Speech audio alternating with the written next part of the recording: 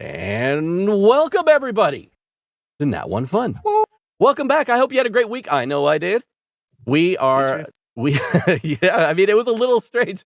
If you're coming back from last episode, we got a whole intro ready to go for what's about to go down. Okay. You'll catch up on the last we left off, but until then, let's get a few things out of the way. We are sponsored, We are affiliated with Die Hard Dice. If you want to go check out Die Hard Dice and save you some money, use code NAT1FUN on checkout and save yourself 10% off on everything on the website. You can check out also the dice that we are being sponsored with this month. But that is not super important. You can check out those dice, and I will put a link in our Discord if you would so choose. We are also affiliated with ExpressVPN. If you are in need of a VPN, which I will tell you right now, I have been a part, this was before my affiliation with ExpressVPN. I have been a part of ExpressVPN for literally years. I think like 4, maybe 5 years I had ExpressVPN. Straight up needed it for the fact that I was over in Germany and I wanted to experience all the American sites and all the American Netflix and all the American stuff that I was used to. So I used ExpressVPN, and I swear to you, absolute flawless service. And I'm not lying when I tell you some of the best customer service I've ever had in terms of like being able to reach them, being extremely kind and understanding, and also communicated well. So anyways, you need a VPN. ExpressVPN is the way to go. And if you want to support Nat One Fun, you can check out expressvpn.com/NatOneFun. And that'll lead you to a basic ExpressVPN site, and anything you guys purchase there, a little bit of kickback comes back to us. But as a bonus, if you sign up for their 1 year or 12-month package, basically, you get an additional 3 months for free. So, hey, why not? expressvpn.com/NatOneFun. Let's see. We got a couple more announcements. Ray, were you able to find a set of dice that we're going to be giving away next week? No, but I'll get it and I'll post it in the dice. Perfect. Dice channel. Yeah, sorry. No worries at all. This week's been weird. Is that next week? It is next week. Giveaway next week. Next after snow, by the way. That is a good question. I will say after this episode. Hey. So next week we'll be doing a dice giveaway, and if you guys are available, I would love to do an after snow. Because today is going to be a little bit rough, but I don't know what's going to happen in the party dynamic. So I'd love to talk about what you guys have to say about that next week. All right. It's going to be a short episode, guys. Yeah. This is going to be a 10-minute episode. Good thing we have an after snow, so we can kill the time. Yeah, if we die in 10 minutes, we'll just do the after snow today. And that'll just be the whole episode. No, don't worry about it. Anyways. Let's see. Allie, do you have any announcements about your business and things you got going on? So I am working on the dice. I'm trying to perfect the process for actually making my Wisp dice. So those hopefully will be coming out soon. I'm just a bit of a perfectionist, so those are coming. But yeah, I want it to be perfect. But other than that, we are working on trying to get a business license. It may take a little bit of time. But yay, more information coming hopefully soon. Awesome. Well, I'll tell you what. Yeah, I was about to say, if you don't know who she is, she is a fucking custom dice maker. She makes amazing, incredible dice that she has sent to the party. So yeah, we all have our own like set of Allie die. They're fucking amazing. That are legit. And I'll tell you this. I've been watching Allie since the start, and her dice have gone like leaps and bounds from when they first started, and now they are like these professional quality, like amazing dice. And I'm like, okay, now you can start that business. It's gonna be fucking booming. But Forbidden Fate Creations, by the way, that's the name. Yeah, I fucking love Aaron Doll's dice. Yeah, you guys got to check out Forbidden Fate Creations on fucking Instagram, Twitter, Facebook, all that good stuff. Oh yeah, Twitter. Yeah. Just remember, everyone, if my character dies this session, this is going to be the dice that I'm going to use against Dan. I will find him IRL, and I will make him step on this. Yes. Things are sharp. Yeah, so Forbidden... I think the D8 would honestly be worse. Look at this Forbidden Fae fuck you up dice that she makes. That D8's insane. Yeah. I use it to pick the food out of my teeth. No! Sorry. That's just it. That's gross. Don't do that. Sharp. These things will fuck you up. The D10 Anyways, even. They're so cool, though. They're so fucking cool. I love them. Anyways, check her out. Forbidden Fae. You know the deal. Hi, Shiny. So, before we officially get started today, I do want to warn you guys. Today is going to be a little bit darker than normal. I know we do try to get a little dark on this series. It is Icewind Dale. It is basically everything that is horror when it comes to D&D. The whole aspect of the campaign is horror. But before we get started today, just want to do a preemptive, hey, this is going to be in today's episode, just so you know. So I'm going to post this in chat. If you are watching on YouTube, content warnings for today. And I will also do this at the start of the episode once we get past the introduction, because if you're watching on YouTube, a lot of times you skip over this. So thank you, Tank Jack. I'll get to you here in just a second. But I will say this. Content warnings include gaslighting, mental anguish, death, heavy language, gore, body horror, paranoia, and I think somebody mentioned torture. We'll see. We'll see. So those are going to be in today's episode, possibly. Okay, possibly. But we'll talk about it here in a little bit. So thank you guys for hanging out with us. A huge thank you to Tank Jack for the freaking 5 gift subs. Hello. Dungeon Geek, Sheena Breezy, Como-san 1111, Rasputin, and Fry. Welcome in. And also that dude Henry coming in with the follow. Welcome in. Okay, so we're gonna wait for these little. Actually, you know what? No, I'll just mute these. Thank you, huge thank you to Tank Jack, and let's go ahead and get that intro going. Wait, Dan, wait. Waiting. You got an announcement? You got something? I do. I just want everyone to know that after every game, we usually hang out in the chat. And last week, after the game, we hung out, and Dan had the book open and was just going, "Oh no, oh God, oh no," looking at the book the whole time. So that bodes well for this session. Oh yeah, The whole backup characters. Yeah, ready. you're talking about. time. She was like, "Oh, it's so much more worse than I thought." Oh no, it's worse. Oh no, it's worse. We're just like, stop. And on that note, let's go ahead and roll that intro. Here we go.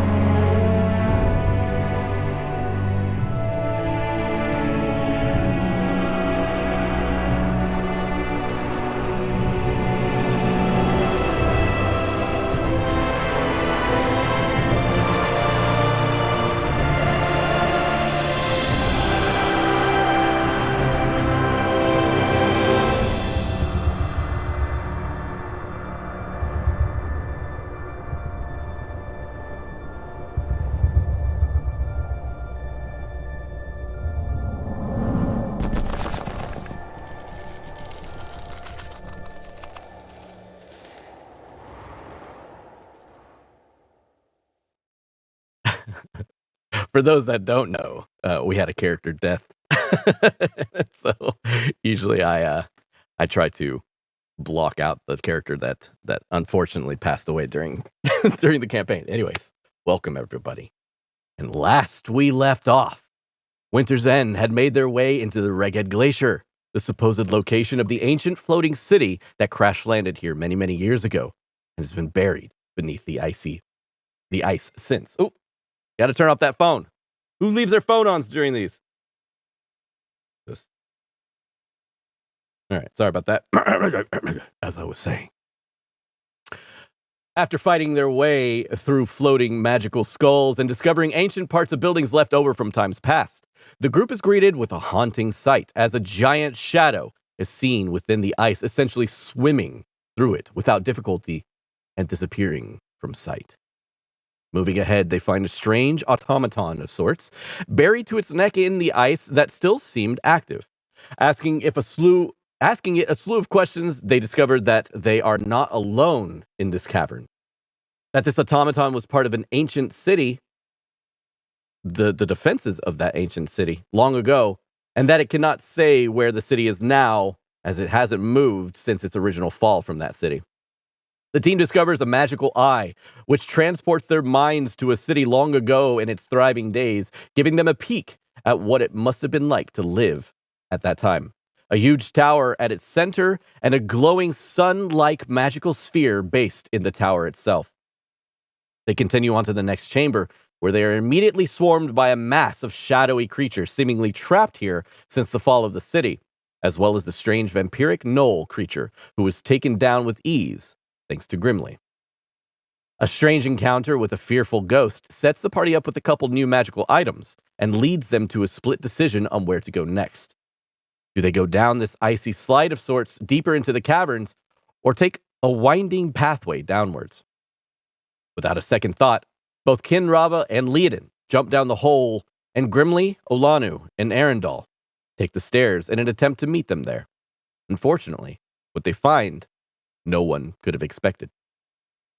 And just to top all of this off, after the episode ended, I gave the team a little bit of a peek at what was going on inside of Kinravah's mind. So, as Kinravah and Liadain inspect the chambers that they're spat out into, a familial voice clambers into the deepest reaches of Kinravah's mind and says, there you are. Okay, and we pick back up. Shivers. So, we start today's episode with a content warning. Because of the things that had transpired last session, there is a bit of a possibility of eldritch horror coming your way, which means that it could lead to gaslighting, mental anguish, death, heavy language, gore, body horror, paranoia, and possibly torture. So, just for that, if you are aware, we are putting it out there, and let that be known that that is in today's episode. So, if you are still here, thank you for being here. Thank you for listening, and let's prepare to enter into the realm of whatever the fuck these guys just ran into. All right. So, let's go. You guys are in currently a situation where once you come down these stairs, this icy staircase, that is made of like natural materials. It's not like a carved out staircase. You somewhat have to descend a bit of a treacherous kind of climb down both ice and bits of rock to get to where you are. But as soon as you enter the chambers of whatever is about to occur, you immediately like feel terror, like in your body. You know, that sense you get when somebody's watching you from behind, and you immediately like something's watching me. You turn around, but there's nobody there. Imagine that, but when you look, the image of something horrifying is there for a split second and it dissipates. And then something else is talking behind you, but this time in the other direction. It's that same feeling over and over and over again, and you feel a sense of dread within your body. Now, let me a little bit of music here. No, not that one. Let's go with... Okay. So, at this point, I need the three of you that went down these stairs. When you look into what you see, this cavern, you look up and you see large stalactites of ice hanging down from the glacial ceiling. And you see a strange opening of sorts. You see the glacial opening of like ice that you are currently standing on. It looks like as if let's imagine that this was like rock in front of you and you see a small lake, a frozen lake. Okay. So there is like an edge that leads into a frozen lake of sorts, but you guys are on ice. So it's just ice that leads into more ice. But imagine that the frozen lake is like glass. Okay. This naturally formed ice and compacted snow beneath you is not necessarily transparent, but opaque. The area you see in front of you is completely glass-like, and it leads up onto the wall and continues up into the wall, forming almost like an oval-like glass appearance. Behind the glass, behind the ice, a shadowy figure makes itself known. You are unable to ascertain what this thing is, because the second you lay eyes upon it, it immediately is just shifting forms. You see what looks to be like a freaking giant potato of shadowy forms, just like amalgamation of different bodies and limbs, and strangely enough, giant tentacles that are reaching in and moving through the ice. But your mind is unable to really grab hold and understand what you're seeing. The tentacles reach out from the ice, but what you would expect to be like a physical tentacle that you can now see, that same shadowiness that you saw in the ice continues through until it's above the ice and moving towards you. And as it moves towards you, I need Arundel, Grimly, Olanu, and also Percy to make me intelligence saving throws. Remember to add +3 to all of them, guys. And you can add +3 to them. Oh, no.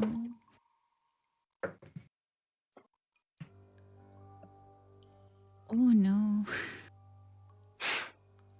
What was it? An intelligence saving throw? Mm-hmm. Okay.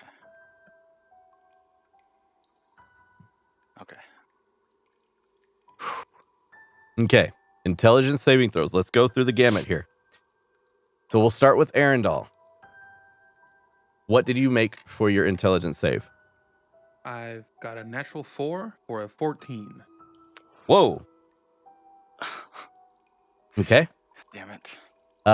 Grimly. I rolled an 11 for a 17. Okay. Olanu. You and Percy.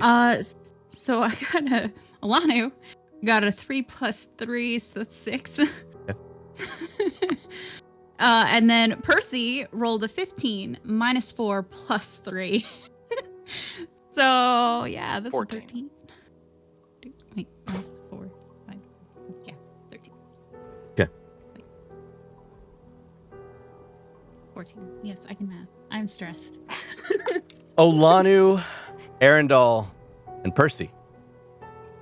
No! Oh no.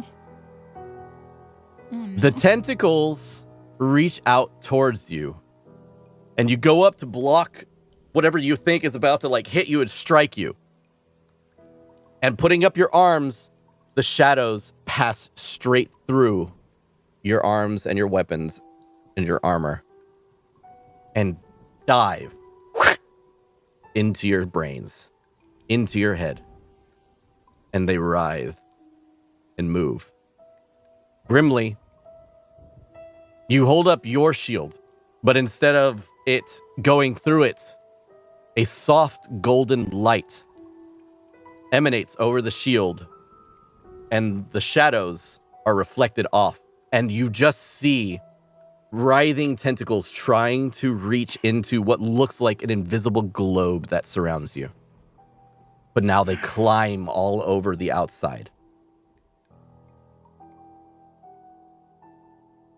Liadain and Arundel. Oh, I'm sorry, Liadain. I do that every time. I apologize. Olanu and Arundel. You both immediately take 44 points of psychic damage. Oh, Jesus. Oh yeah. That's bad. Holy shit. Jesus Christ. Okay. On top of the 44 points of psychic damage, the walls around you, they begin to distort in a strange way. Imagine the world around you breaking into crystals and mirrors. Almost as if going into, we'll pull from pop culture, but Doctor Strange, the mirror universe. The world around you begins to crack and break, glass almost. And your mind begins to sink and disappear into despair. Olanu and Percy. Percy's still there, but Percy's form begins to change. You see extra eyes begin to form along Percy's back. Legs turn into almost chicken-like. You see the legs that it has currently, the feathers kind of start to fall off of it, and all that is left is its gaunt, or, skinny and desiccated leg. Percy's face sinks in until finally all you see, all that's left, is that of an avian skull.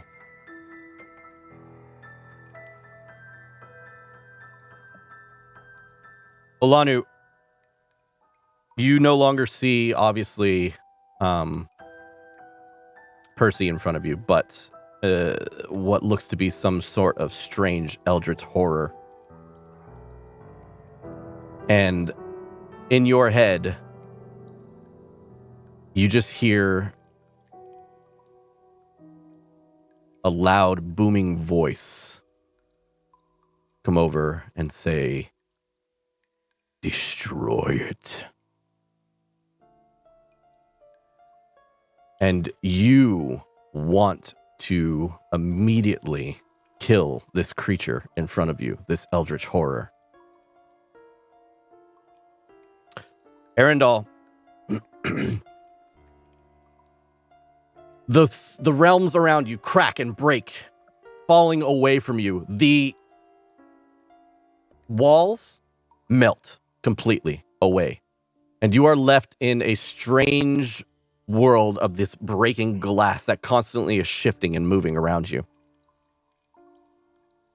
You go to cast a spell, but you note that you are completely and utterly without power. Walking up to you in this area that you are now just in, basically an area of white and like a slight blue color.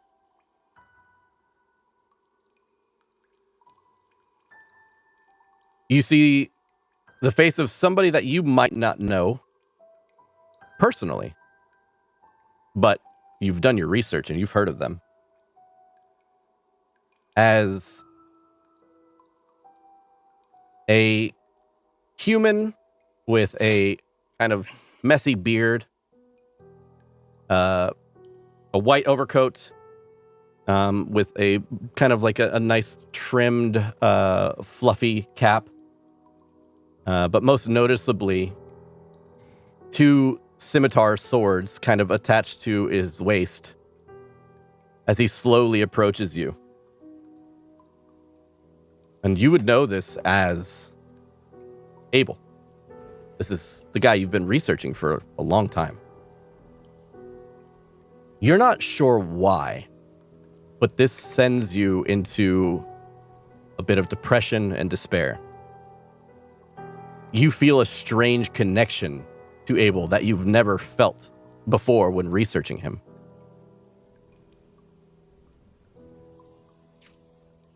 You've never felt closer to death than you do now. Abel holds out what looks to be a frostbitten finger towards you. And when Abel goes to speak, he pulls down the cloth that kind of covers him up that he was wearing like some sort of scarf. He pulls it down over his face, and you see a necklace attached to him. And this necklace looks to be of some sort of sentimental value. But as soon as he pulls the thing down over his face and over his neck, a white light starts to emanate from his mouth and his eyes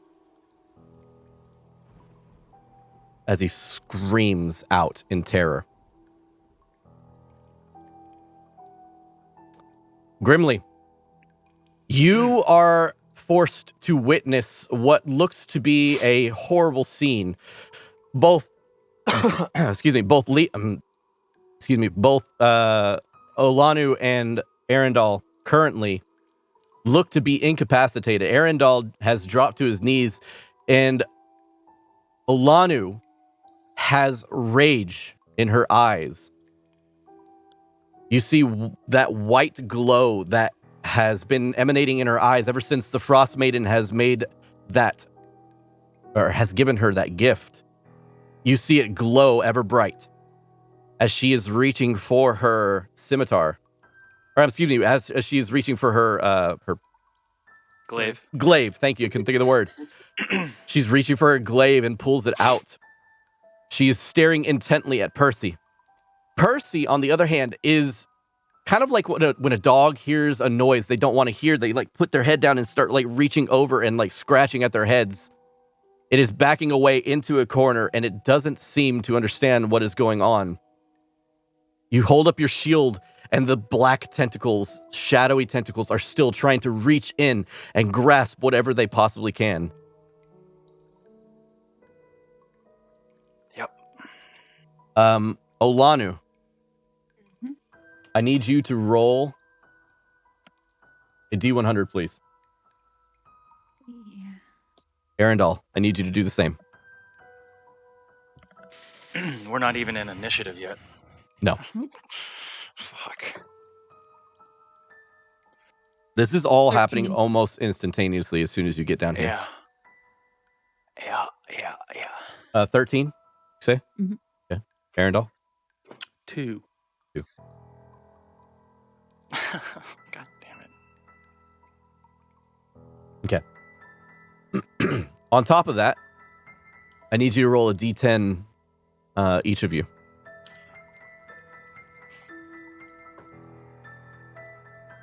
Six. 9. Okay. So, When you said that my eyes were burning with rage, did that activate my rage? yes, Okay. you feel that you are not in control of your body. Mhm. Arundel, you as well.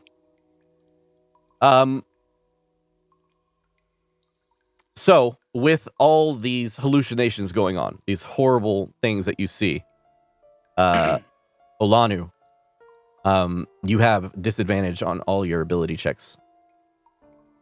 I have a question. Yeah. When you're raging, can you be charmed? You can in this Yes. manner.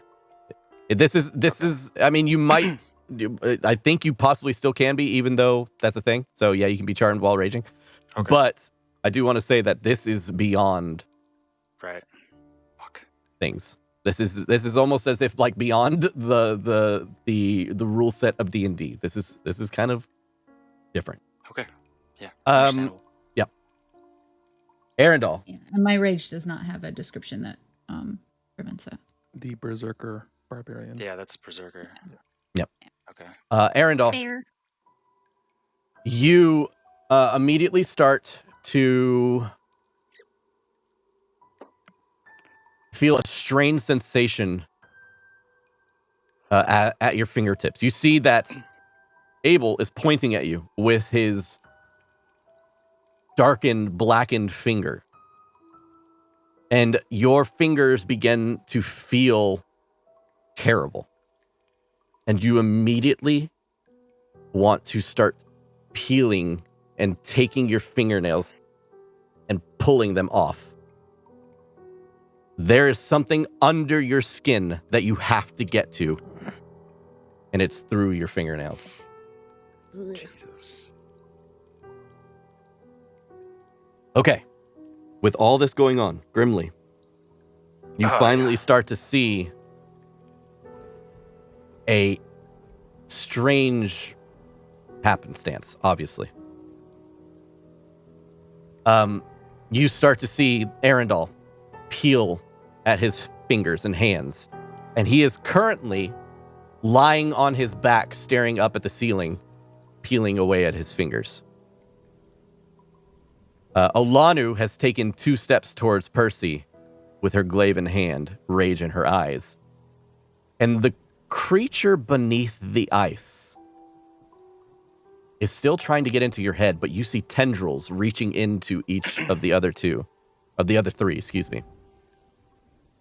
Grimly, you have one action. This is outside of combat. What would you like to do? Oh. Holding my shield up, protecting myself from the tendrils. I'll look back at them and... Alano! Arendelle, snap out of it! And I'll reach back towards... Fuck. Who do I choose? Let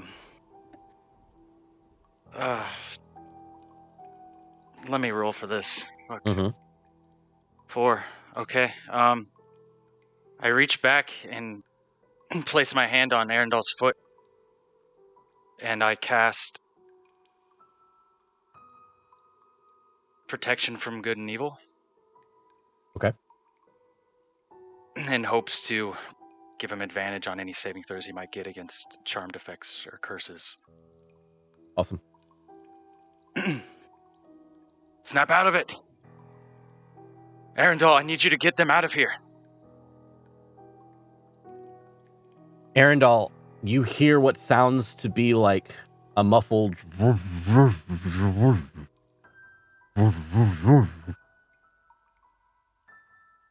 but it makes no sense to you. All you know is that whatever you hear is definitely coming from inside of your hands. Oh, man. Olanu, you are unable to break whatever it is that has a hold of your mind.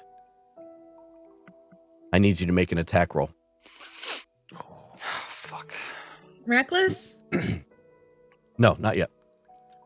My God. This wasn't enough.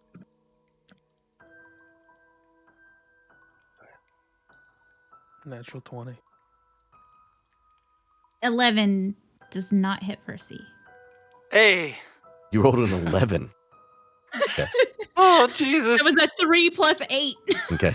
You can roll your second attack now. Fuck. Oh. I've never wanted a 1 more in my life. Oh, no. 18 plus 8. Okay. Roll damage.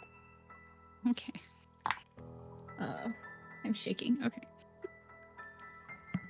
What do I do? What do I do? Of course, Grimly gets put in this situation. 8. 16. Percy takes 16 points of damage, but I also need you to roll another wisdom saving throw. Percy. For Percy? Yes. Wait, wisdom or int? This is a wisdom saving throw this time. Okay. Fuck. 5. Okay. No. Whoa. You are 100% right. It is an int. Damn. 4. Same thing? 4, even worse. Oh wait, no. 1 because it's 0 because it's a -4. Got it. Oh, fuck me. Okay. Yeah. All right. Well, okay. Percy is still strangely under some sort of spell, but he's unable to determine what's going on. All he knows is Mom is attacking him. Aw. Fuck. Okay. Okay. It's like when you beat your Arundel. pets. Arundel. Awful. No, not that. It's people like when just you do that. It's like when you do it. What? Where did that come from? Arundel. It's like when people do it. Roll me a d4. Oh God. Percy doesn't understand what he did wrong. 4. Oh my. Arundel, you have ripped and bitten off 4 of your fingers. Ugh. Fingers or fingernails? Fingers. Ooh. You roll 4d4. Jesus. 9 damage. You take 9 points of damage. I'm unconscious. No, shut the fuck up. Really? Yep, I'm unconscious. I took that 44 damage earlier. I only have 50 something. Oh shit! You get another set of dice out of me. I forgot about the 44 damage. Wait, that's good. That's good. I'm okay with that. So, 4 fingers missing. You see him grimly because you are like real time watching this happen. Yeah. You see Arundel kind of back away from you, get into a corner, and take his fingers. He's already missing like 3 from this hand, and he's kind of holding it like this against his chest. He finally takes a hand that's shaking at this point. Shaking. He takes it, places it in his mouth, bites down on it. But this time, it doesn't come off in one go. And he bites, and he bites, and he bites until the pain is too much. And Damn just it, man. hanging by a few sinew, the finger hangs, and his eyes roll back in the back of his head, and he falls over. He begins to bleed out from his hands.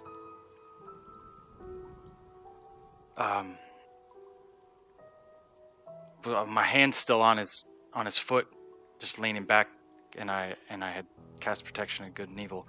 Can I pump some lay on hands into him to try to snap him back out of unconsciousness?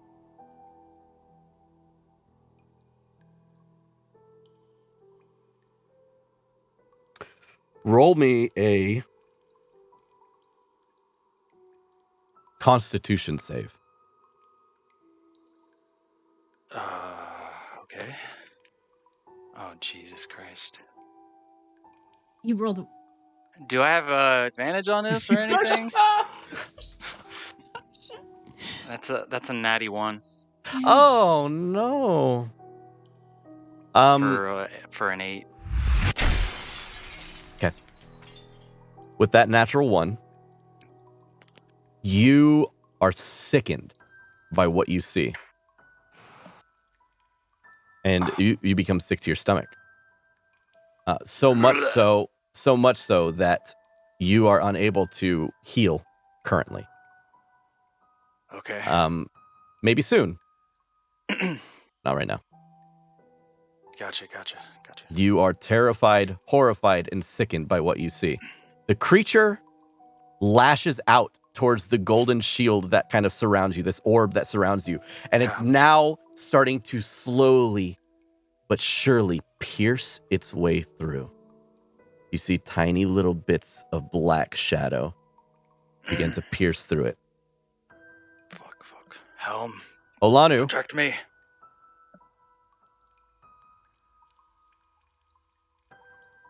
this creature in front of you When you went to strike it, it lashed out at you, and you dodged it. And you parried it out of the way.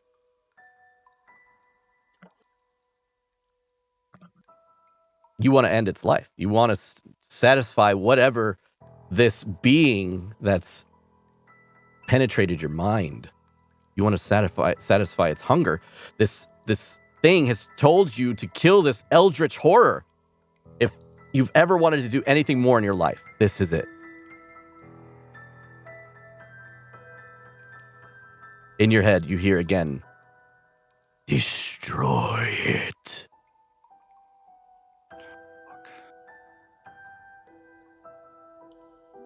Make a wisdom saving throw at disadvantage for yourself. Wisdom? Yes, Disadvantage? at disadvantage, but you get the +3. Okay. Disadvantage? Shit. That's a 7. Yeah. I rolled a 14 and a 2. The creature lunges at you. Attack it. Is it reckless? No. Okay. Fuck. 19 plus 8. Hits. Roll damage.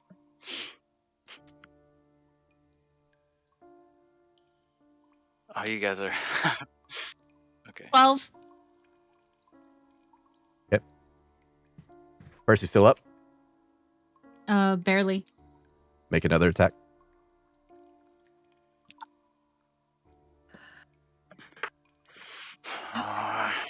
God damn it. 20, not natural. Okay. That hits. Fuck. 16. He's down. The last strike sends the creature into a reeling, hissing fit. It's on the ground, and you see its strange appendages that have grown out of it, and its eyes are fluttering, and the creature is struggling to live. But you know that all you need to do is sink the final blow. Grimly, this is happening. What are you doing? Yep. You see Olanu is not fighting it. Like, she doesn't look like she's dodging or doing anything like I've been describing to her. All you see is Percy in the corner being just harassed and completely and utterly destroyed by her glaive. And all you see is her holding her glaive with two hands over top of Percy and just stabbing and stabbing and stabbing into Percy as Percy screeches.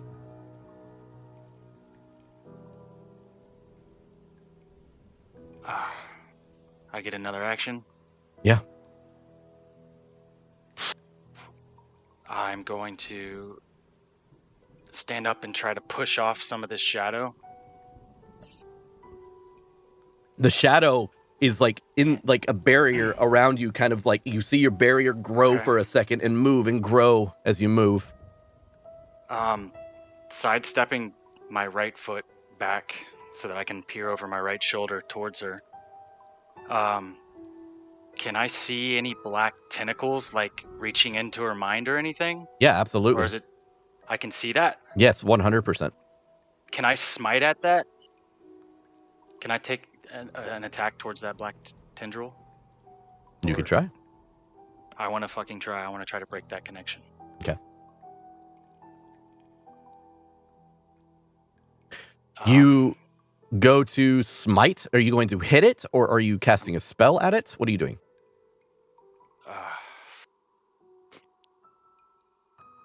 Jesus. Let's do Thunderous Smite. Okay. I believe So you have make it to a strike it, yes? I cast Thunderous Smite to make my weapon Right. magical. And then when I swing, it's whether or not it hits that I can pump the Thunderous Smite into it. I Okay. believe. The thunderous smite emanates through your weapon. Yep. And you tried to strike Another at it. one? I rolled a 1. You rolled another 1. Yeah, that's getting.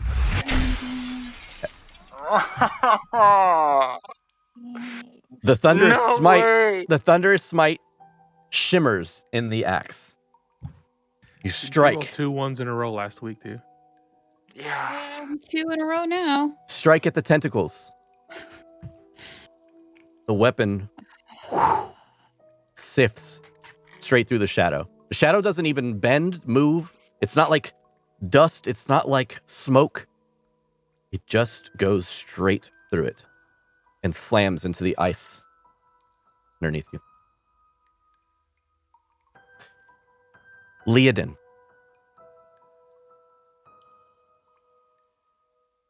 Echoing Yeah? through the caverns.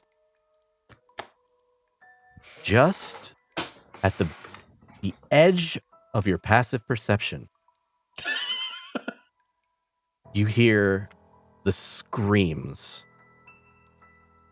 of Percy's shrieks.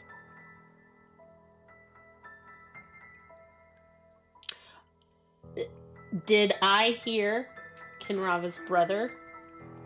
No, only Kin heard that. Okay.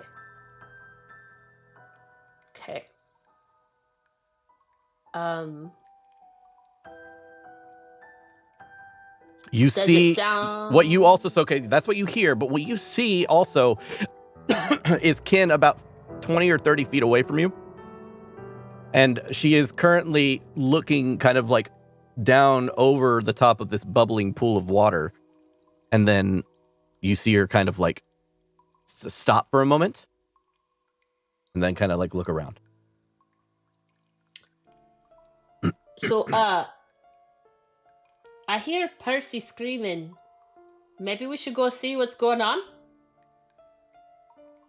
She's just going to like sort of keep looking around, and she's going to say, "That might be a good idea, but keep an eye out, please. Someone else is here with us." Who am I keeping an eye out for? Family. Mine? No. Oh, all right. Is there a way that looks like it's out of here other than climbing up the slide?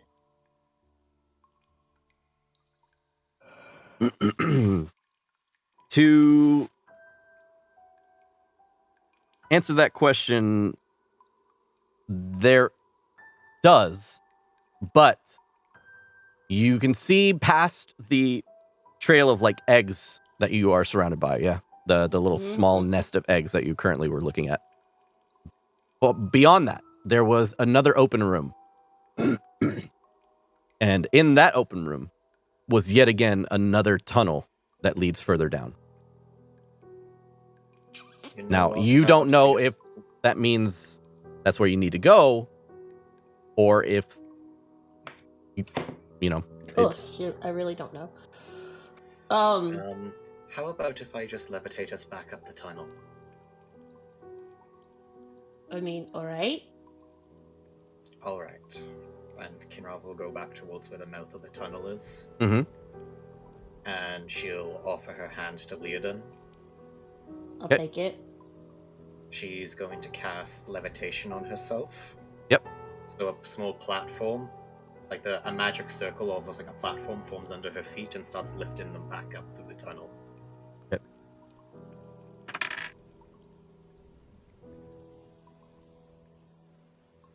Kin, you start to pull Liadain up with you to up the tunnel. And as you do, you are abruptly stopped. Now, Liadain continues to float on because, you know, she has levitate as well. She continues to float on upwards. Actually, she doesn't. I I only cast it don't. on myself, so I I just thought you pulled casted her it on up both with of you. me. Okay, well then no, you I'm just both pulling stop. her up with me. You both stop. Well then, hold on. Roll me a strength check. I don't have to. Isn't she that weighs a less thing? than the spell. Oh, I didn't realize you could carry things with you up to like a certain weight. Okay, never mind Yeah, then. levitation, So yeah. let's just say you both stop then. As Sorry. you feel something grab onto your clothing and yank you back down. Okay. Do we see the thing that grabs onto our clothing, or is it? Oh, cool. Awesome. And you I'm very excited about life. And you slam into the ice. And for just a split second, a shimmer over whatever invisible creature kind of makes itself apparent. A strange, large, four-armed creature. We move back over to the individuals in the other room.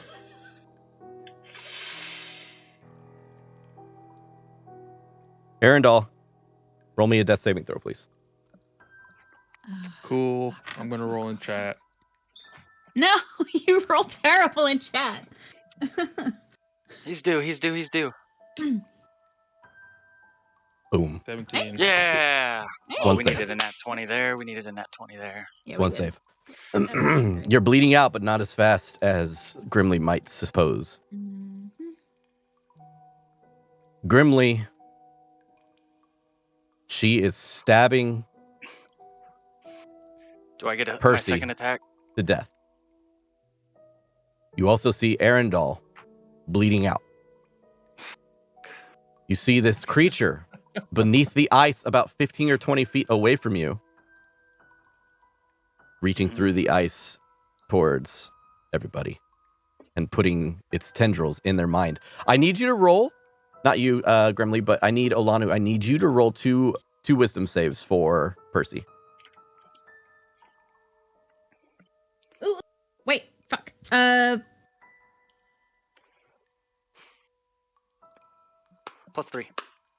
Yeah. Is it's wisdom? It's not intelligence. It is wisdom. Okay, thank goodness.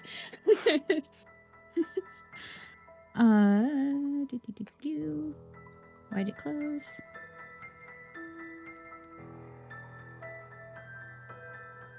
Okay, so 21 Oh. Oh, very nice. for the first one. Okay. Well, I'll say you don't have to roll the second one then, if you get a 21 Okay, on the first. perfect. Yeah. Grimly, just before you see Olanu send him to sleep, basically, with one of her last blows, a look of recognition. Instead of that, like, clamoring onto its head and panicking and shrieking and screaming out, it stops. And Percy looks up at Olanu in confusion. And you see the tendrils that were reaching into its head like lash out and screech. And Olanu lands that final blow. Not final blow, but the last blow she hit on Percy, sending him unconscious and silent. Okay, now, with that, you have several choices ahead of you, Grimly. What are you going to do? Yeah. I'm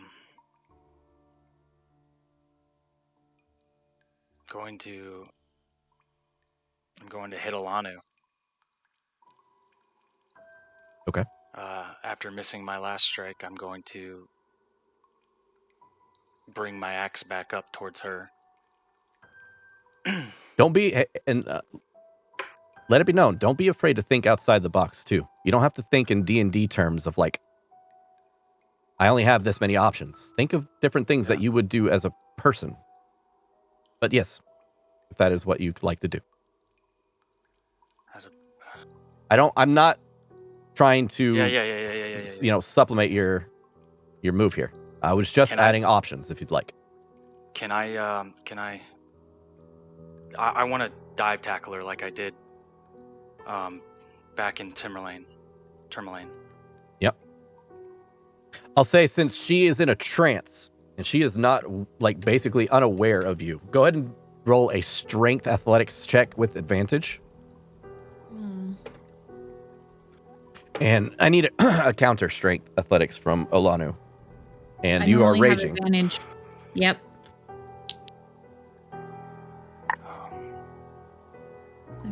Fucker. I have 1 level of exhaustion. Do I still get advantage? Ooh. I don't know if it's gonna matter. I rolled a 25. No, it's not going to matter then. Nope. I rolled a 5 plus 6 is an 11. You go to tackle Olanu, and you essentially come up. You essentially come up to her waist, and you push into her, and she's about to literally do a death kill, like just a stab directly down into Percy's head. And at the last second, you jump in and smash into her waist, causing her to like buckle over just a little bit. And she is now like staring, and she places her hand down on the gruff of your neck and pulls you up off of her. Oh, shit. And she just literally, she has the back of your head as she stares directly into your eyes, and she breathes out, and you see a white mist coming out of her mouth. That's fair. They don't have toothbrushes. As long as I'm distracting her, I'm okay. That could be what's happening here. I'll take her. I'll take her attention. I'm hoping she's paying attention to me right now. Olanu, what you see in your head is an even stranger creature. This time, one that has huge horns growing out of its head. A little bit shorter than you, but stockier and muscle bound. You see a giant axe in its hand as it breathes a bit of fire as it makes its way towards you. A demon of sorts. And it strikes at you. But luckily for you, you dodge and you pull on its horn and grab one of its horns and pull it away from you as you stare at it. I need you to make 2 reckless attacks at it. Snap out of it. This is horrible.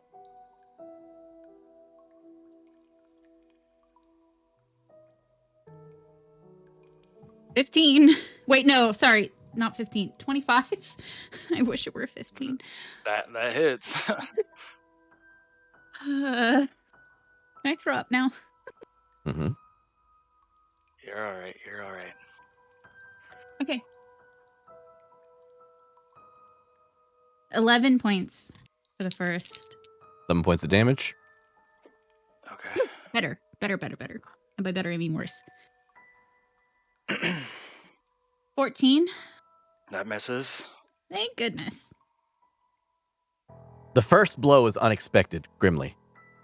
You see that she's not in her right mind, but you want to give her the benefit of the doubt. And instead of the glaive that you see just high above her head, she takes a knee and smashes it into your chest, causing you to lose the air out of your lungs for a moment. The second blow you see coming as the glaive comes down over the head, and you are able to deflect it off your shield. Yeah. Liadain, you are pulled down to the ground along with Kinravah. The screams that you had heard for about 3 to 5 seconds straight have been silenced. They are no more. You don't see necessarily anything above you, except for a strange puff of smoke that seems to be emanating from a certain distance above you every few seconds. And Does it? yep, go ahead. Go ahead. Sorry. Nope. And you hear this time something strange. Do you know Undercommon? I don't think so, but let me double check. I do not know Undercommon. Kinravah, you hear out loud Silly little girl. You came straight to me. And now we end this as it should have been ended years ago. Liadain does a 18 hit. Yes. Okay. Okay.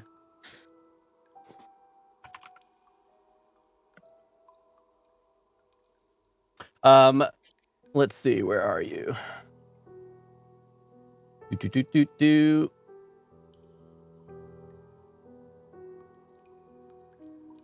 Oh, that's right. It's in frickin' Warm up these dice. Dan, Mine- you're They're you're going giving away. me heart problems. Hold on. Can I'm I sorry. know how much damage? Why are my rolls Yep. so fucking Let me bad give me- right now? I'm sorry. 1 second. That's okay. These are going away. Literally, Brad. These are going away. I'm about to make a drink. Same. I'm about to take a shot. Come on, where are you? There you This are. one next.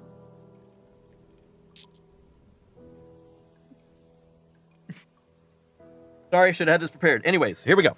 That's okay. Block. Okay. You take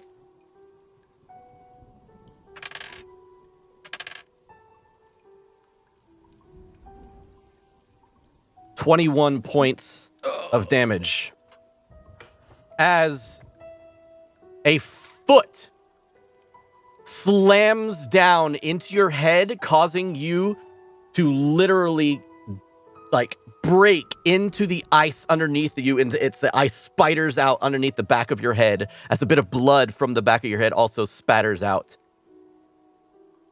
And now, as you fight the foot off of your face, Kinravah, obviously, and Liadain, you see what looks to be a strange creature with 4 arms, 2 large arms above and 2 smaller below, animalistic-like feet with huge claws and talons, a giant white mane that goes down its arched back, and a strange, almost like dog-like face, but with giant, sharp teeth sticking out of it, and a very similar black-colored eyes with the red right in the irises. And all you see is just saliva kind of dripping down its face. And now that all of this is going down, I need the entire team to roll initiative. Well, now I roll good. Oh, thank God. That's better. For fuck's sake. Sure, initiative. That's when I roll great. Or when I'm attacking my party Yep. members. Yeah, Okay. yeah, that's fine. That's Yeah, usually how it goes. It's great. Yeah, sadly, that's usually how it does go. All right. So let's go down the line here. I'm gonna pull up my then I'm sorry, guys. Don't be sorry. Yeah. That's It's not your fault. Why are you apologizing? My rolls have been terrible. You can't control that. Yep. I think all of ours have. So let's We've go down the all had line. Pretty bad rolls. Let's go down the line. Grimly. Oh, you're good. You're good. 17. Okay. 17. Then we got Kin. Wait, with 21. exhaustion, do I have to reroll? It's an ability check. Yeah, actually you do. Yeah, you're totally right. Totally forgot about that. God damn it. Okay, the second roll is better. So Sorry. Kin. 21. Nice. Olanu. I just realized that me having a higher initiative is bad. 20.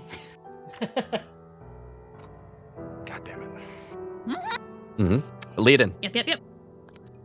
3. Oh! Fucking hell. Oh no. Excuse me, I'm so sorry. 5. Okay. And then Arendelle. I got a natty 19 for a 23. Oh no. That's not good either. What are you Oh, guys no, it's doing? not. What are you guys doing? Jesus fucking. All right. It's okay. He's I one good just save roll in. high. I just roll high when it counts. Mine is every time that it's counted up until now. I don't know what. Okay. Should I just go attack this creature? Fuck. All right. It's coming out of the wall, right? Arendelle. Another death saving throw, please. Cool. I'm going to roll in chat again. One down. Oh no, those are bad. Let's go. Natty Yes! 19. That was close. That was close. 2 success. Get the 20. Get the 20, man. 0 fails. The ones that 2 always success, 20 0 would be fails. awesome. Okay. That is it for you. Kinravah. Standing above you is your long forgotten, hopefully, brother. These ones always fail me. So can I actually see him now? You can. He has made his appearance very well known. All right. And he Okay, currently, okay. give me a strength saving throw, please. Uh-oh.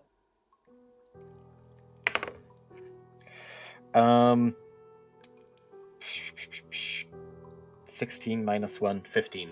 Okay. He currently has you grappled. Oh, So when he lovely. grabbed you and puts you down on the ground, he is using 2 of his arms to keep you on the ground. We'll say that he's using his foot to keep you on the ground as he smashes Liadain with his other one. Oh, okay then. That's something. So you are currently grappled. You're not restrained, but you are currently grappled and prone. So please carry on. Your turn. Okay then. What can I do? Are we back in that room now since you pulled us down? You are back in the room that you originally started. So you were in the pool of bubbling water. Or you are by the pool of bubbling water, and the nest of eggs is probably about 30 or 40 feet behind you. All right. So And Liadain is right next to you, covered in blood. Okay. Okay, what spells have I got prepared today? I've been so nervous I didn't check. Oh boy.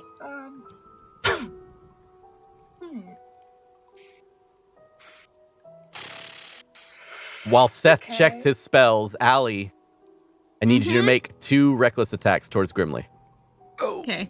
I have Okay. my bad dice, the ones that usually always fail me, and I'm channeling ones on them, so I have them both sitting on one. Channeling Do your ones. thing. Hell yes. Mute your mic until Seth goes, though. Fuck. Okay. Okay. So, Kinravah's going to look up to where her brother is, and after, his whole little thing in Undercommon, she's, quite surprisingly, just gonna smile at him and just say, "Aww, the mama's boy misses his mommy. She didn't even utter your name in her final moments." And she is going to cast Shocking Grasp on his foot. Okay. Go for it.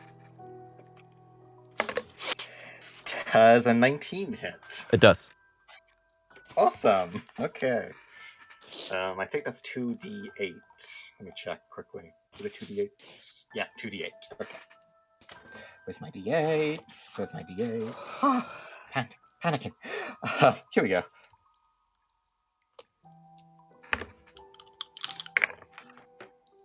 That is 12 points of lightning damage. 12 points of lightning damage. Okay. The lightning goes through his foot, and it reaches, you could see the sparks and everything like that start to kind of go up the body, like it normally would. Then it starts to kind of fold back down until it finally goes back into your hand. And he's like, you can see his teeth kind of like stretching out. Like you can see like a dog, you know how the lips kind of go up super high. And you can see the gums for a second. And then he looks back down and cracks his neck. Is that all you've got? Not even close. And then she's going to use her bonus action to cast Misty Step. Okay. And she's going to move 30 fucking feet away from him. Mm-hmm. You cast Misty Step. And nothing happens. Oh no! God damn it. The spell that you had coming out, you felt yourself kind of disappear for a second. And then whoop, reappear right where you were. Roll me an intelligence arcana. Ooh. Okay. Did she get counterspelled? That is a 24. You were just counterspelled. Oh no, there's other people there. Can you Oh, great. counter the counterspell? I can't counter a counter spell while I'm casting the spell. Allie, That'd be I'm sorry. nice. You still have movement technically. Wait, no, you have to use your action to get out. You have 0 movement. Blah, blah, blah, blah, blah. Okay. Yeah. So, all right. Do you have anything else bonus action wise? She's just going to smile and say, "Aw, you were so scared of me. You brought friends." You just see I'm like a flattered. snarl. Yeah, you see like a snarl in his face. I'm All right. flattered. Allie, go ahead and do your thing. 24. Hits. Hits. I'm using a different die every time. Oh shit. 17. Oh my Wait, god. sorry, I didn't add the +3. 20. Oh no, that's right. Nope, I did. Yep, you're fine. 17 points of damage. 17 damage. Is that just the first hit? Oh yeah. Okay. Roll. Roll again. Get some dice out of 23. your dice jail. Use 23 the hits. Atreus. Oh no. Problem is they betray me good. God damn it, Allie. Oh hey. 9. Minimum Oh, damage. only 9. Only 9. Only 9. You still got like 93 hit one- points that one left, could right, stay. Brad? Grimly. I'm almost down to half. Grimly. She has So- almost all but given up on the glaive because of the positioning. And she is Okay, now. run those. Oh, good. Can I reroll the damage if I'm doing them unarmed? No. This is just for. This is for glory purposes. I get to play a character. So, you put the glaive upon your back and you take Grimly by his fucking pauldrons and hold him up and just start taking your knee and slamming it into his gut Oh, over and over and over again. there's abs underneath these. You can Rolls. feel your armor is literally like denting in with every blow. Jesus. Okay. Okay. That is the rest of your turn. Allie, I'm sorry, Allie. Alanu,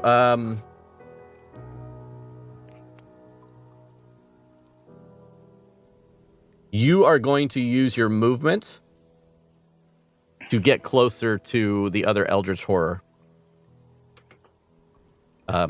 Percy on the ground. Oh fuck. Okay.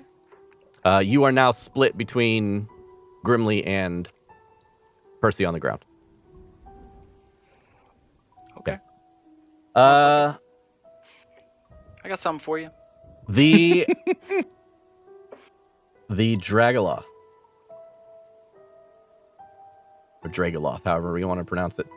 Kinravah's brother just chuckles.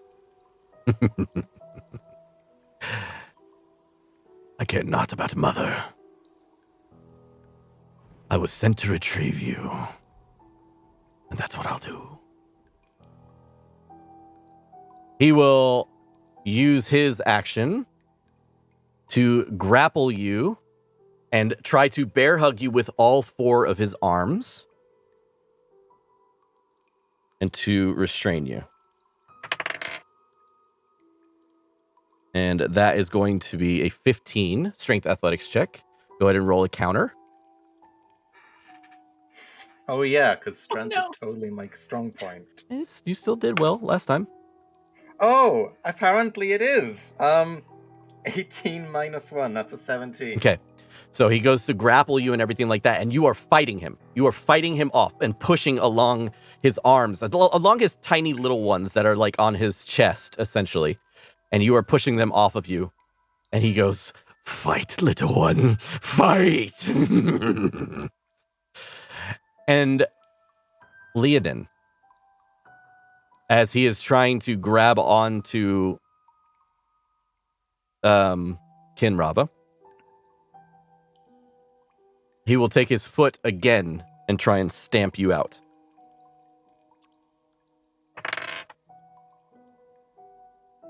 How do you look, Ray? Less than half. Already? Fuck. Liadain, I'm squishy. that's a natural Yeah. 20. Oh! Cool. Okay, let's go. Let's go. I'm fucking surviving this shit, guys. I don't care. I'll tell all your stories. Dan, when you said you got to play a character, we actually managed to play ourselves. Yeah. Oh no. I don't like that. I don't like what you're Liadain, uh-huh. you take 26 points of additional damage. I am down. Oh, lovely. He steps on your throat. Oh good. And when he steps on your throat, he doesn't step hard on your throat. He slowly places his foot on your throat and then begins to crush down. Your windpipe closes and you struggle. You're kicking and you're moving. And as you are kicking and moving, two individuals that you didn't see prior, one from above you and one kind of comes out from what looks to be a crack in the wall. Two drow make themselves apparent. And as he's stepping on your throat and you're writhing on the ground trying to grip his foot and pull it off of you, they grab onto your feet and hold you down until you black out and go unconscious. The fucking TVK. All right. Back over to. We are moving on to Bradley. Grimly. You are choked out. You are pulled up and smashed into. And Olanu looks like she's going straight back over to finish the job she started. You hear coughing and sputtering coming from Arendal as you see blood kind of running down his chin. And Are we back at Percy the, is non-moving. What's that, Arendal? Are we back at the top of initiative? No, we are still just in the middle. We've only gone through Okay. 3 people. Jesus Christ.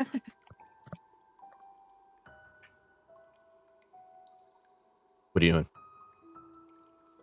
Is she still grappling me, or did she let go? No, she let go. She kind of threw you down on the ground after slamming into you and causing you to gasp for air.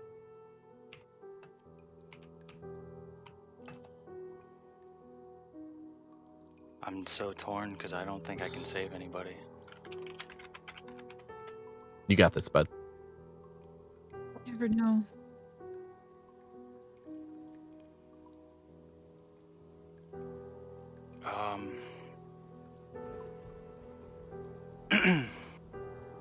Okay. Let's look at these. Okay, so she's walking back towards Percy on the ground. Yep. Ready to finish the job. Yep. And I got Arendal on the ground bleeding out. Mm-hmm. And the eldritch monster is writhing underneath the ice. Underneath the ice. Sick.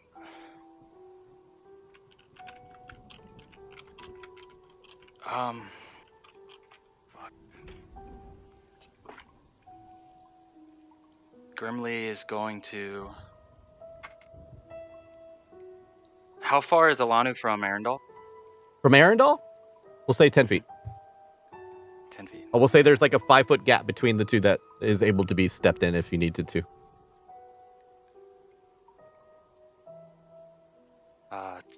Tears are welling up in his eyes, remembering back to when he abandoned his best friend Torg out in the snow. And he's going to place his hand on the Eye of Helm on his chest and cast Misty Step 30 feet up the stairs.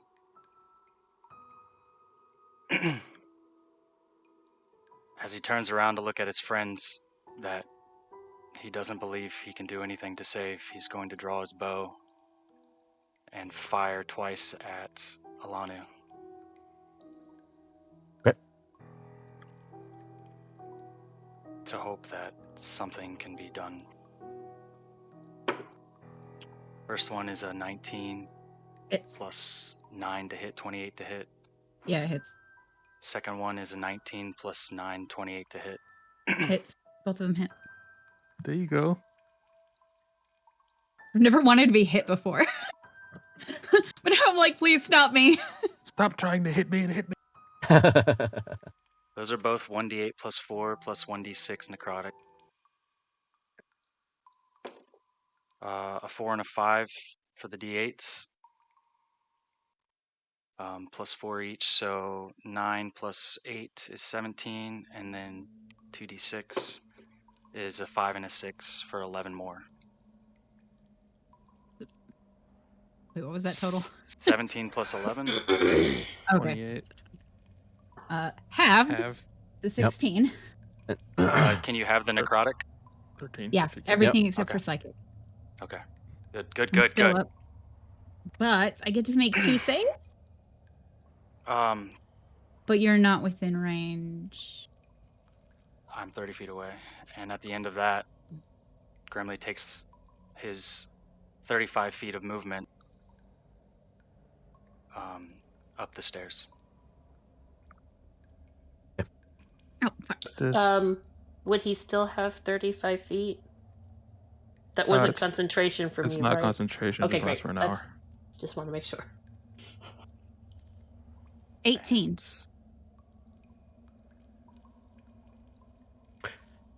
Olanu, you are in the midst of destroying this eldritch horror. And the one that you had just knocked to the ground, like, into a gaseous form, some strange reddish black form. He floats up the stairs 20 to 30 feet, and you look up, and you stare down at the form on the ground. And the form on the ground, some of the appendages start reaching out towards you. And you go to attack. And just as you go to attack, an arrow strikes you on your chest underneath the armpit, causing you to wince in pain. And another arrow strikes you on the bicep. And at this moment, the black tendrils that reached into your mind, the shadows, screech out, and you are able to withstand the mental disability for a moment. And just at that second, the devilish form that shot the arrows at you slowly shifts back and forth between Grimly's visage and that devilish form. It speaks. Get out of there! It speaks in tongues at first, and then says, "Olanu, get out of there." I make my way up the steps. And you see Grimly running away from you. You look down, and Percy is damn near eviscerated on the floor next to you. Okay. We move on. Lastly, to Liadain. Liadain, I would have you normally make a death saving throw here, but I'm not going to. And you're going to find out why as soon as we come back from break. Oh Ugh. Oh, break. Ugh. God damn it. Okay. Hey, my mom just followed. I Hi, just saw mommy. Angela Hi, Mom. Diddy. Hey. Hello, Hi, my baby Mom. boy. Mommy loves you. I love Aw. this shit. Can I just say, I Damn, love this Daniel. shit. It's so good. Oh, I can't believe I just abandoned my friends again. Yeah, we'll have to figure out You what got to figure out what Allie that means. Oh, We'll you have to got figure out what that means- You've means. got more cover issues problems coming right down. now. Right? Okay. Jesus. Excellent. So that means we'll be back here in just a second. Everybody, thank you guys for hanging out. We're gonna be right back. Okay, I'm ready to get right the fuck back into this. I'm gonna go to use the restroom and I'm gonna be right back. So let's try to make it between like 5 and 10 minutes at most, but 5 minutes. Let's get right back into it. Yeah, And yeah, let's pick up right where we left off. This is a intense episode where we get to kind of dive into not only backstory but a lot of team fight bullshit. So, anyways, we'll see you here in a second. Sorry for my family, Liadain. They're not nice people to visit. I swear, not all the reunions are like this. You know, Okay. they have their moments. How dare you We make had me the nice face happy Abel? one with my family. But, yeah. We'll be right back, guys. We'll be right back. We'll see you here in a second. Oh man. Whew. Can't believe you've done this. Oh god. I can't believe you've done this. Let me read that. Cool news. I'm still concentrating on Thundersmite. Oh yeah. I got 1 minute with it, so Come finish off Arendelle. strategy is working in my head right now because you went unconscious, and now Alanu's broken that. So to the winners in group chat. Oh man. Ah, fuck. This is great. I love this. I love terrible stuff like this. This is what I live for in D&D games. And this is why so many of my players die.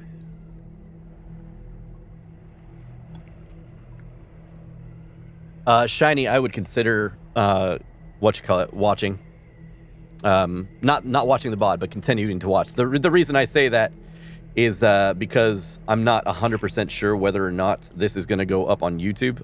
You can continue to watch the VOD, I believe, on Twitch. I'll have it ready to go on Twitch, but I think I can't remember whether or not the music I was using in order to set the mood for like the spooky tone is copywritten. And if it's copywritten, what they'll do is they'll mute the VOD on YouTube.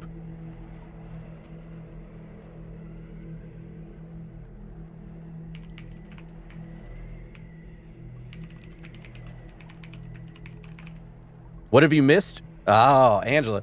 Well, is it Angela? Angela, yeah. Your baby boy is having to save his entire team, who have basically been manipulated into thinking that either they themselves or their friends are their enemies. And he's having to make some tough decisions on how or what or who to save. Pax, thank you for the stretch posture check. You Hi, don't see it, Mom. but I'm doing it. Yeah, I've been put in a tough situation, and I kind of just dipped on all my friends. Yeah, that happened. I just left them to die. Ooh, phone call. Be right back. No, this is a crazy episode. It's all of us are in a situation where we might die, but it's fun. It's fun. It's fun. It's cool. It's fun. I think it might be my favorite episode so far. Oh, did I cast Goodberry earlier today? I think you did. This morning. Cool. Did everyone take one, or were there Yes. some left? I took one. I think there were some left. I think you used 5 of them. Cool.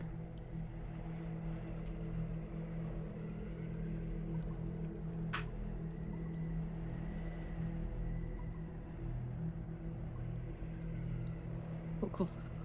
We're good. I don't know if they're any, Ooh. there was like a curse thing that made us super starving, and we might have eaten all the good berries, but I don't recall. You did not What? eat them all. I would say that I had Olanu roll a check to see if she was going to eat them all, but she did not. So you still have a handful of them somewhere. Good. Okay.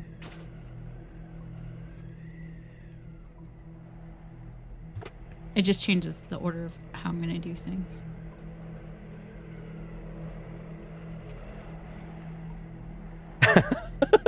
Shiny, that's kind of the way it looked for a second.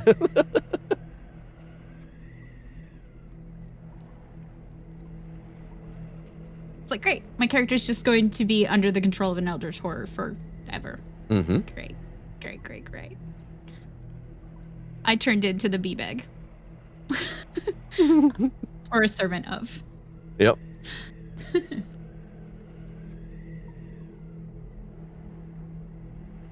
Life goals. Yeah, becoming the thing that destroys her tribe instead of, defeating the thing. Yeah, that's great.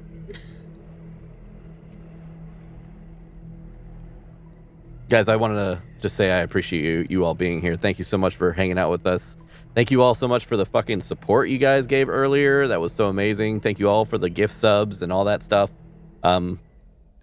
It's always nice to see that people are actually here and hanging out, and on top of that, thinking that it's within their right to donate that much to us. So thank you. It's so nice.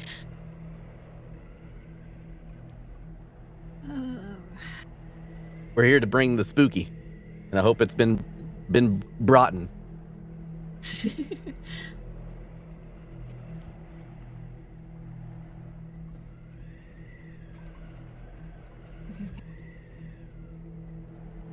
You're good. We're good. Okay. Yup.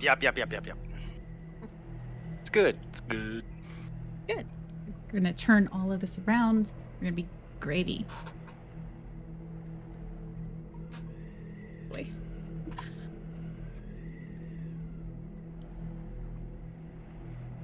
Is it back to the top of initiative? I imagine it will be. Kind of. I've got to figure out what happens to me. Oh shit! yeah. I forgot. God damn. Oh, evil Liadain. Evil Liadain. Okay, Let's Looks hope like- that's not the case. we are all back. Let's get back into it. Let's just jump into it. Let's just jump back into it. Like let's just get into it. All right, here we go. Evil. All right, welcome back, everybody. Okay, so for everybody, oops, that's not what I wanted. Get out of here. For everybody that is just now joining us, or if you are joining us again after a break here on YouTube, I do want to make sure that everybody is aware of the content of today's journey episode, if you will. So content warning includes gaslighting, mental anguish, death, heavy language, gore, body horror, and paranoia. Let it be known that all these things plus more may still be on the docket for today. So thank you for being here. Thank you for watching. All right, let's fuck with these guys some more. Okay. So, speaking of, Liadain, I would normally make you make a death saving throw, but there's a reason that you have not made one, and I will explain that now. Kinravah,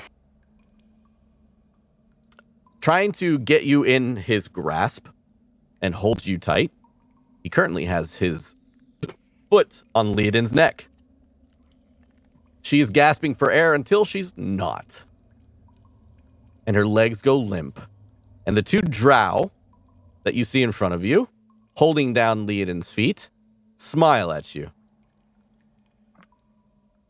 One is a female, and one is a male. Now, the female is dressed in quite nice attire. the garbs of nearly a priestess of a house. The other male looks just to be like some riffraff, some male that's obviously in days past meant literally nothing to many of the drow people. He's kind of like your basic goon, if you will. But your brother smiles and snarls as you struggle and you see his foot twist and twist back and forth on Liadain's neck. And he goes, "You come with us, or she dies."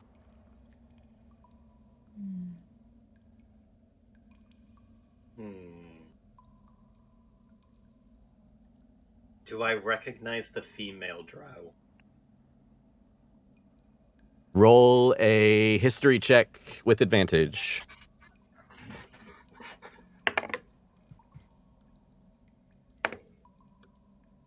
That is a 21. You do. She is a priestess, a house priestess of one of the houses that weren't necessarily tied to your father, per se, but were known for their expertise in gathering and holding of prisoners and unpaid laborers, if you will. Their house is well known for it, and she is one of the 3 priestesses underneath the matron mother of that house. Oh boy. Now, with that being said, she holds a strange-looking mace on the side of her hip, one of which that looks to be covered with snakes' heads and like long snake tendril snakes with snakes on it. And it seems to be writhing, like moving on its own on her hip as she smiles at you. But for some reason, unbeknownst to you, she's allowing your brother to do all the talking here. But she's going to look. Go ahead. She's going to look briefly at Liadain and then look back up at them and just sort of say, "You know, I'm actually amazed that you're not Ulrich's chew toy." Not to the female drow, but to the riffraff she picked up. They picked up with them. Sure. Just say, "I'm amazed you're not Ulrich's chew toy right now." Then she'll sort of like look back down at Liadain and just say, "Very well then. You are welcome to take me. I should inform you, however, that I have most certainly already made preparations in case of my premature death. Besides, I'm pretty sure my father would be very upset if you decided to take the pleasure of ending my life away from him." You see a large grin on the creature above you.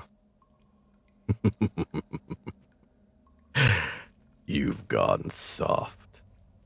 I have expected you. Let her go." Would there be a point? You've got your own pet wizard around here somewhere. And he kind of slyly looks down at you, and he puts manacles on you, or attempts to. Are you trying to do anything? I don't think I'm going to overpower him when it comes to, like, getting out of manacles. Sure. I just didn't know if you had anything up your sleeve. Not right now. But we're still right next to that tunnel, right? The one going up, yes. Yeah. So she's going to use her bonus action to cast out Asher Benopal 30 feet up the tunnel. Okay. Ooh. Since I don't need to make a reaction for that, I don't need somatic or anything components to do that, he just pops up in that space. And I'm gonna send Asher up the tunnel, like, you know, up there as she, like, holds out her hands, and she's like, "Very well." What is the distance on Asher? The maximum distance. Asher can move 30 feet per round, and he has 300 feet before he goes out of range. Okay. Asher makes his way 60 feet up the tunnel, which, like, just barely allows him to see outside of the top of that tunnel from where you had begun. So you're up the tunnel, not all the way, but you're almost there. Yeah, she's not actually, like, stopping. Like, she's not looking through his eyes. She's just, basically directing him to go up that way as she, like, lets them put manacles on her, and she's like, very well then. Yep. So your brother pulls out a set of manacles. These manacles aren't normal, though. You see that they, one, are inscribed with runes in Undercommon. Most likely, some very common runes to you, in terms of they are imbued with the ability to dampen magical effects. They do not stop them all 100%, but they might dampen them. The other thing you see is that they are lined with a strange silk. A spider's silk lines the inside of the manacles themselves. And they go over your hands, or you go over your wrists, and as soon as they clamp down, you feel the spider silk that is on here. You feel as if there is no way, unless magically done, there's no way to get out of these manacles. You are restrained magically with these things. We pick back up with the others on the other side. Liadain, you are still unconscious on the ground, but the foot of his brother comes up off of your throat, and you are just unconscious. You are not rolling death saving throws. You are just unconscious, and just for shits and giggles, roll me a d4. So it was a non-lethal blow at the end. Where are any of my D4s? Okay, there's one. It's not like I don't have 40 in here. It's okay, Allie. It's okay. 3. So stressed. Unless otherwise done so, unless otherwise awakened or magically awakened or done something or whatever, unless that, 3 hours you will be unconscious for. Okay. We move back now to the top of the order. And Arundel, you may roll another death saving throw. Let's go, brother. Right into One the more chat. save. That's a 12. 12. Arundel, your eyes start to flicker as you awaken and everything in the room is just spinning. But unfortunately, the room is still the glass-broken, strange, otherworldly visage that you had seen prior. Fuck. You look down at your hands and you see glowing tentacles coming out of where your fingers used to be as they wriggle and writhe in place.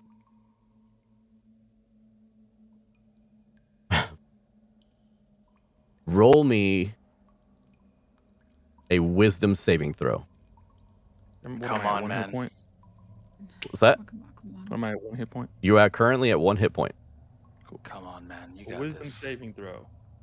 Natural I'm gonna 20. roll in Let's go. chat. Let's go. No. Stop doing that. It's worked out so far. Yeah. Nope. You're due for a fail. Damn it. That's a 13 Nope. total. 13 wisdom saving throw. Wisdom or intelligence? Wisdom. Okay, 13. Okay. Arundel, the second you wake up, you see in front of you, this time, a strange aberration. This time it makes no sense to you. It is without form, changes shapes, and reaches into your mind.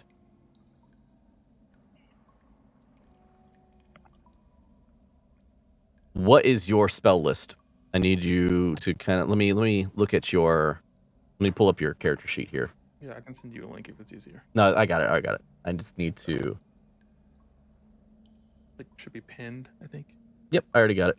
I got a quick thingy to it. Spells. I love you, Dan. You evil Thanks. bastard. Thanks.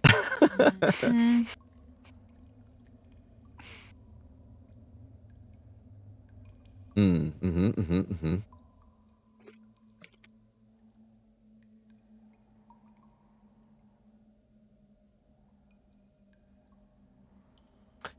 Damn it. Okay. Arendelle. You immediately want to get away from this creature. And you see that there is what looks to be a way out of this strange cracked mirror area. And it's just ahead.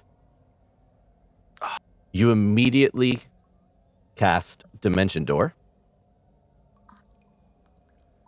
And you appear in what you believe to be the safe area. Okay. What everybody else sees as, one, Olanu is gaining her wits back. And Grimly is, I guess, making his way back up the steps. Yeah, I'm like right at the top, looking down towards my friends. Arendelle disappears from sight. A door appears in front of him, and he rolls into it. Olanu, you see... Yeah, there's just like fingers on the ground. Yeah, there's just like literally fucking 4 fingers laying on the ground. Jesus. And Olanu, you see a second shadow beneath the ice, just off to your left. Oh! Arendelle, you're now suffocating. And let me... He's inside the ice next to you. Jesus Christ. But it shuts him out of. Doesn't it? This might be something different, Allie. Yeah. Oh, okay. Let's talk rules when it's not an eldritch horror. Let's see. I can tell you the rules for suffocating. Yeah, I'm looking at it right now. Go ahead. So you have your when a creature runs out of breath or is choking, it can survive for a number of rounds equal to its Constitution modifier, minimum of 1 round. So what is your Con modifier? 2. Okay, so you can survive for 2 rounds. And then you just die, I think, at the end. And then you just die. You got this, Trey. Okay. I don't got anything. You are alive. You have 1 hit point. And you are suffocating beneath the ice. Seth. And we are back up to you now. Oh, joy. Are you attempting to do anything? You are being led away from the tunnel. Liadain No, still lying on the ice. No. Let's see. No. Liadain has been picked up and thrown over the shoulder of that one other goofball. Oh, they're taking her. Motherfuckers. Cool.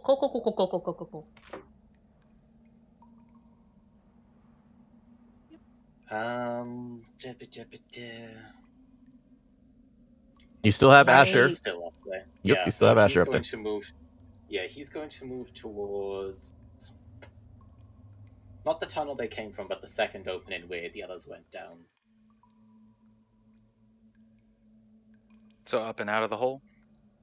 I mean, he's already kind of out of the hole, isn't he? He was just at the Close bottom. to the end. Oh, okay, yeah. So yeah, he'll go up the. Yeah, he'll still go up until he's fully out of the hole. Then he got 30 feet of movement. Is that enough to like get him completely out of the hole? Mom. Okay. So,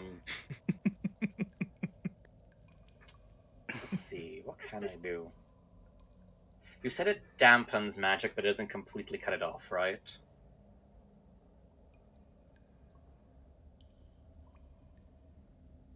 Hello? Can you hear me? There you Yeah, go. we can hear Okay. you. So, I'm sorry. I was fixing my voice. I saw that my voice was crackling in chat, so maybe this will help fix it. So, anyways, you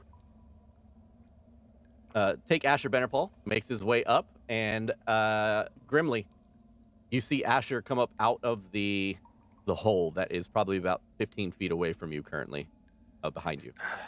Asher. And Asher is just like looking around. Asher was only like 5 feet away, 10 feet away from the edge of the hole, so still has 15 feet of movement, and comes closer towards you.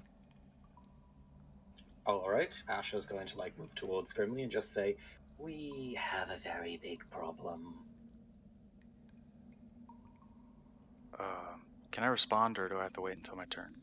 Go ahead and you can respond. What happened? We need you. Family reunions. Oh no. And meanwhile, so first of all, with the shackles, since I've seen them before, do I know if these things like completely block off magic, like it blocks off magic to a certain spell level, or if it just, stops you from casting anything new? You know of like the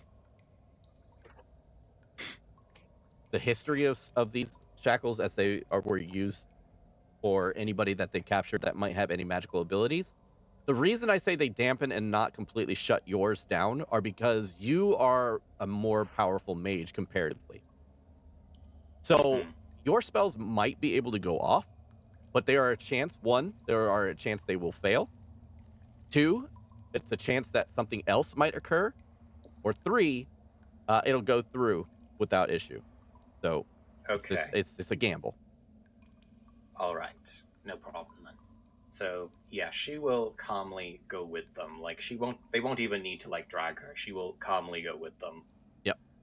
Although she's going to like, go on. Go ahead. No, I was going to say your brother, as you are calmly following along or whatever, he very much takes advantage of the situation and kicks at your back and causes you to go flying forward and sliding on the ice before grabbing your manacles again and picking you up and pushing you forward. She's just gonna like sort of laugh a little bit and be like, I'm just curious, Ulrich. Exactly how many of the scouts did you decide to devour on your way to find me? He will take his fist and whap across your face. It does hit. Yeah, it does. And he does 14 points of bludgeoning damage. And he goes, "You'll do best to keep your mouth shut." Aww. Something tells me I won't be able to do that. And she's like, even though she's like battered and bruised a little bit, she's going to like just look back at him and just grin really widely and just say, "After all, you're not allowed to put me out, are you? Father wants me to make sure that I'm quite hale and hearty upon my arrival." He laughs and he goes, "Father will understand a mistake." Just like he did when Mother messed up. I'm sure you don't need reminded about her, do you? He's just gonna shove you forward. He's not gonna do anything else. He's kind of just listening, but not listening. Yeah. Okay. So, Olanu, you see Arendelle just disappear. And suddenly, a strange humanoid-shaped shadow appears underneath the ice a few feet away from you. Now, you have a very strange situation. You have Percy, who is dying next to you. You have Grimly, who has essentially run away, but also attempted to help in some way. You can gather that he's probably trying to help in some way. And then now you see Arendelle disappear and what you expect appear in the ice. What do you want to do right now? Can I tell? You also come down from rage, so you are no longer raging. Yeah. Can I tell how far into the ice Arendelle is? Not until you are closer. The refractions of the ice and the refractions of like everything around you don't really depict how deep he might be in the ice. Okay. Now, unless you go closer. If you go closer, you can investigate, but not right now. Okay. First thing I'm going to do is use Cure Wounds on Percy. Okay. And tell Percy to get the fuck out of Dodge. Okay. Yeah. Yeah. And then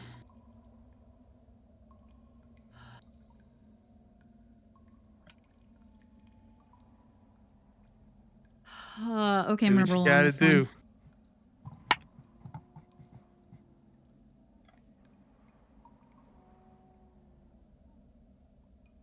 She Fuck didn't really 'em, have a he's- strong connection to He- Arendelle, so she's getting the fuck out of Dodge too. He's Yep. new. Do what you gotta do. So about that cleric character, Trey. Coming right up. Coming right up. Yeah, it was low or high, and I rolled low.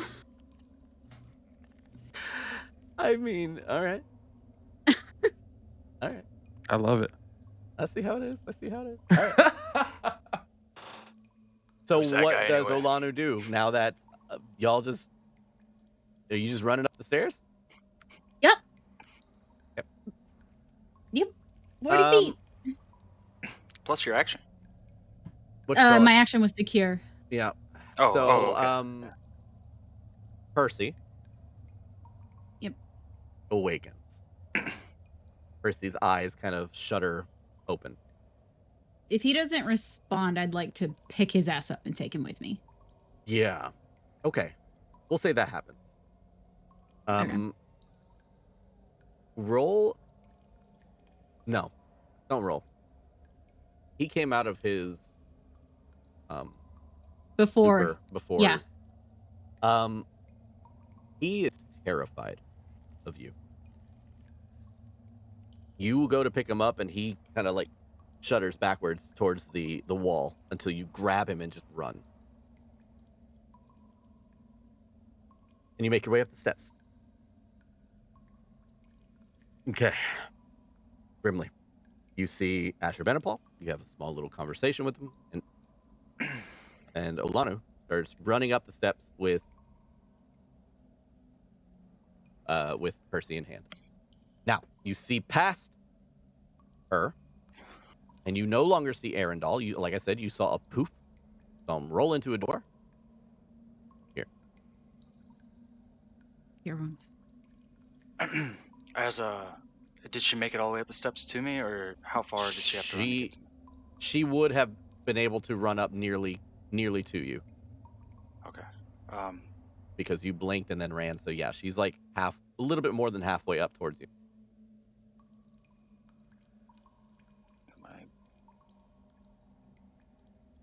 Let me look at my... All right, it changes a little bit.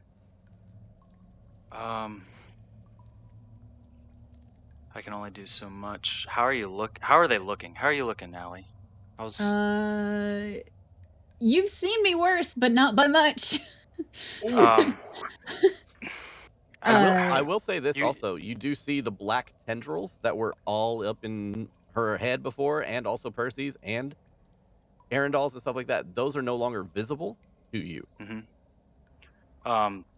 You used Cure Wounds on Percy. How but well? He's still really bad. Okay. So lay on hands is an action, I believe. Yeah. But it's my best.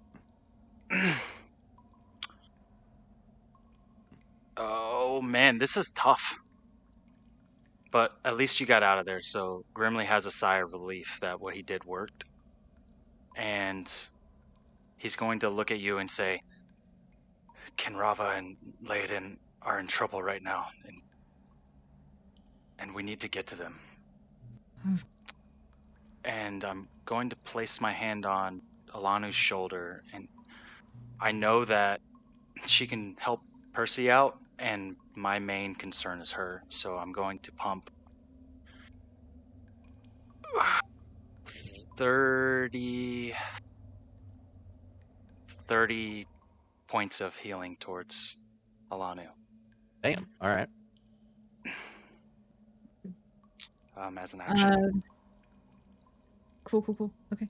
As a bonus action, I'm going to... Fuck. I don't have a lot of good bonus actions. Nope. That's all I'm gonna do, and I'm gonna start heading towards the hole, the slide, and say, Asher, come with me. Asher is just sort of like gonna just say, I would not recommend. Oh.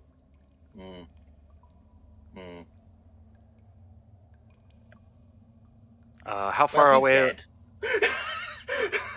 How far away from the steps are the hole? Is the hole? How far away the steps is the hole? From the top of the steps, it was about 25 feet. What the hell was that reaction? What? God damn it!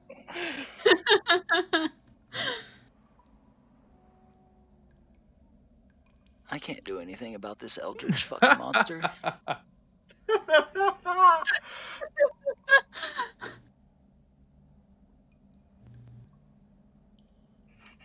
What are we doing? Yeah, I hate that Grimly's in this position because leaving his friends hurts him so much. Mm-hmm. And this guy just seeked us out. And At the same fucking time. And became one of us, and then gets put in a very able situation. Grimly. How far down the steps did I realize did we realize those tendrils were coming towards us? How close can I get down those steps in my own opinion? You were inside the room when it happened. So if I can get close down, I think that I'm pretty much out of view, hopefully. I mean, the last time they came after you. Yeah, fuck it. I'm running down the steps. Let me get as close to the room as possible, but I want to hug the wall. That's where I'm going to get to. And I'm just going to try to peer and see if I can see where Arundel is, because he dipped out and I have no idea. You can make your way down the steps. And just you peek around the corner and roll a perception check. Okay, I can do that. Save us all, Grimly. Plus 0 to perception. 18? Damn. Shit. You notice that there is a new shadow amongst the eldritch horror that lies within the ice. But the eldritch horror, the shadow that it was before, has seemingly shrunk in size and pulled back further into the ice, kind of causing it to be lighter in color. And all you see is a few strands of tentacles reaching out towards the other shadow in the ice.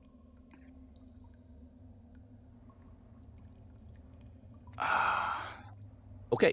I can do something right now that's kind of fucking nuts. I don't know how deep he is into the ice. Okay. So how many steps of movement with the 35 movement I have do you think took me to get down into the bottom of the steps? Since you were going up the steps and then decided to go back down the steps, I'll say that you still have about a 10 foot. No. You misty stepped halfway up, then you ran. Yeah. You were able to get to the bottom of the steps. You between you and Do this it. other shadow, the shadow that's within the ice, about 20 feet. Do it. I'm gonna bonus action Misty Step into the ice. Oh my god. Yes. Right towards the shadow that is underneath there.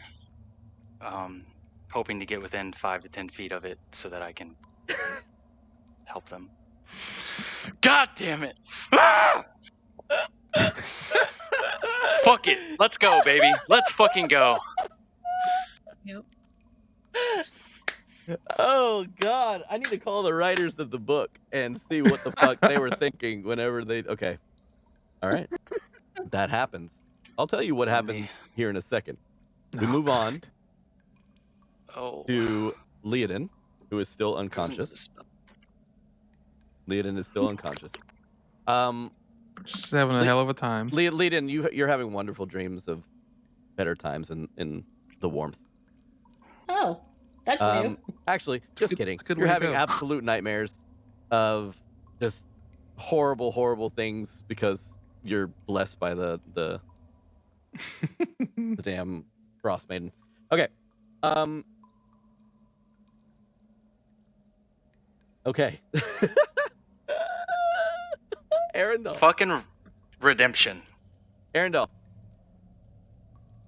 No, I'm sorry. We'll go with Dragoloth. Dragoloth leads you in, and also Liadain by way of carrying her towards a hole that leads down deep into the earth or into the ground.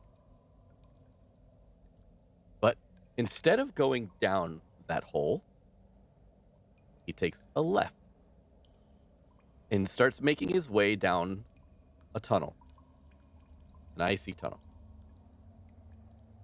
And a few feet after he enters this tunnel, he moves past like a different array of stone and hanging stalactites of ice. You enter a large open room.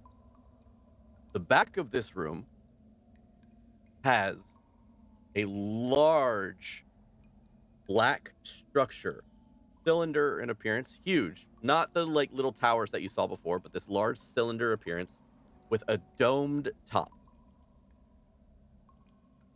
Now it seems to be broken down in a few pieces of the dome. And it has a few statues, blackened statues, on top of pedestals that are about 3 foot high. These blackened statues look to be dressed in mage robes and holding large staffs into the air. And he pushes you forward towards the building. And he goes, I hope you didn't think you were going back home.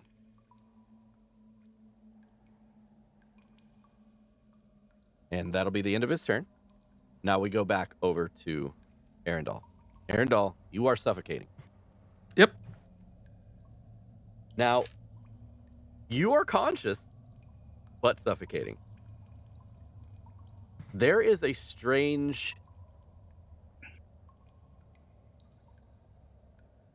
thing here, okay?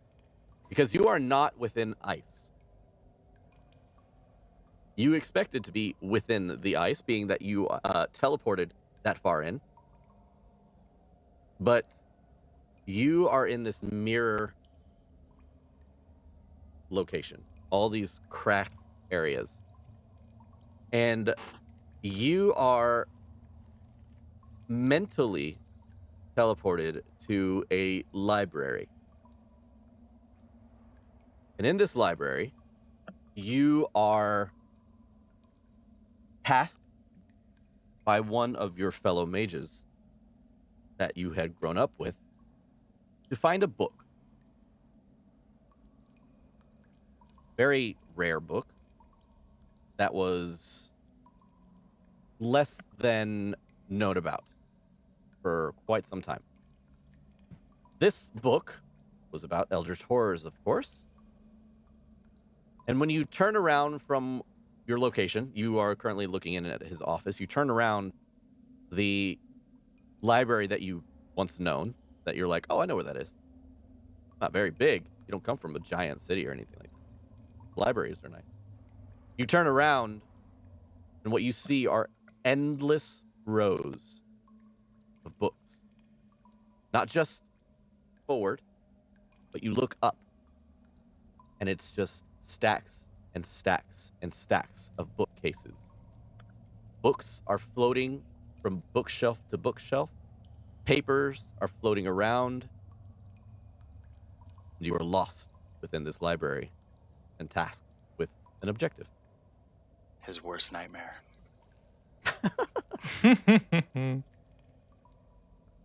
Okay, Kinravah, you are being led towards this building.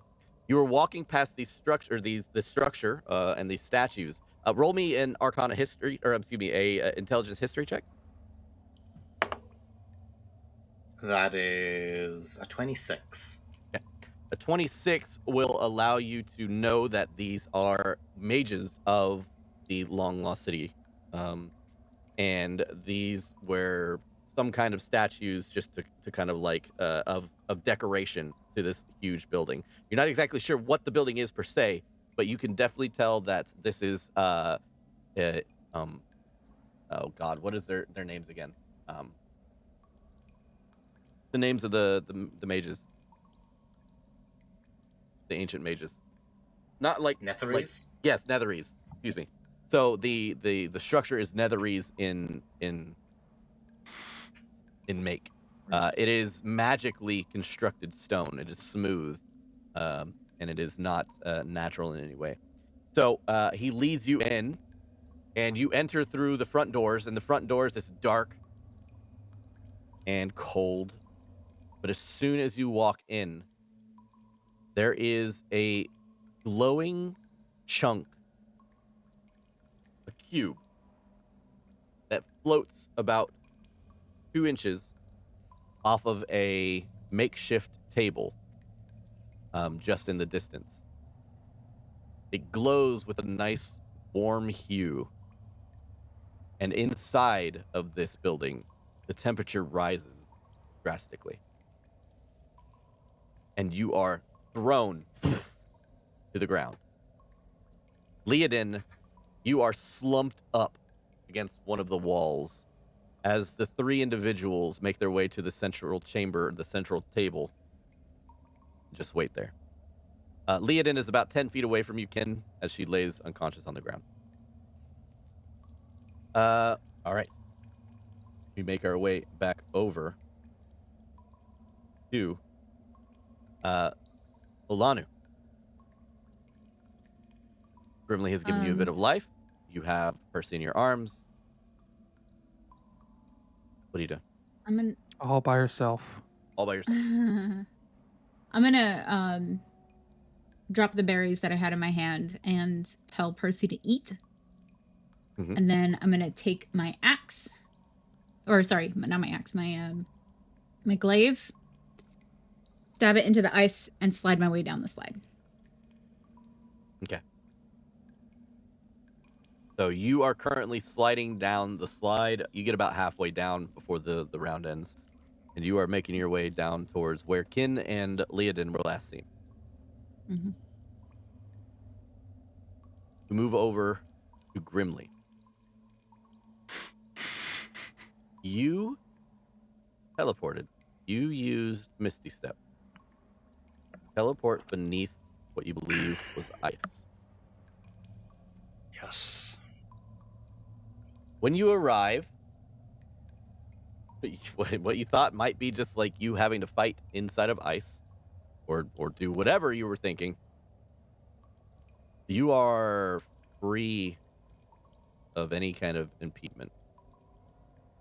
And you see, standing in front of you, Arendal. Arendal looks to be reaching into the air mindlessly. But do I find purchase with my feet? You find purchase with your feet, but you don't see a floor. Oh. And it looks like Arendal is just but a few feet in front of you, maybe like 5 to 10 feet, just kind of looking around. And when you arrive at this location, you start to suffocate. Now, you find that you can't breathe, and you are suffocating currently. So that means that you have currently a number of rounds before you fall out. Means that you have 1 plus your Constitution mod. 4. A total of 4 or 5. 1 plus 5. So you are suffocating, but you are not like choking to death. So you have 5 minutes Damn. to Okay. survive down here, due to your dwarven endurance, obviously. 5 minutes. So like Round. It 5 says a rounds or creature 5 can hold minutes? its breath for a number of minutes. So you, knowing that Oh. you were teleporting into the ice, blinked in. Goddamn. Okay. So you have 5 minutes. But Arendelle, very much so, just kind of like, looking around. This makes no sense to you. You went under the ice, and now you are here, looking around, and you see nothing. Until you do see something. Mm. You see a good friend, an old compatriot,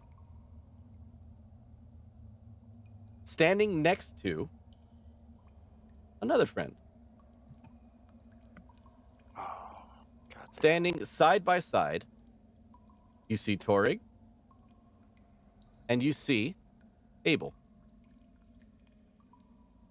Both of which have a scowling look on their face. One, you see that Abel is frostbitten. His nose is black. His eyes are black and blue. His fingertips black. And Torig, a gigantic gaping axe wound on his chest, like across his neck into his chest. As they stare at you, I need you to roll a wisdom saving throw.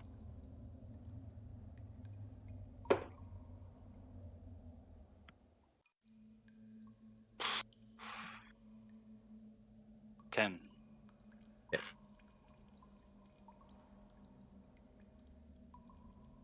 Grimly, you take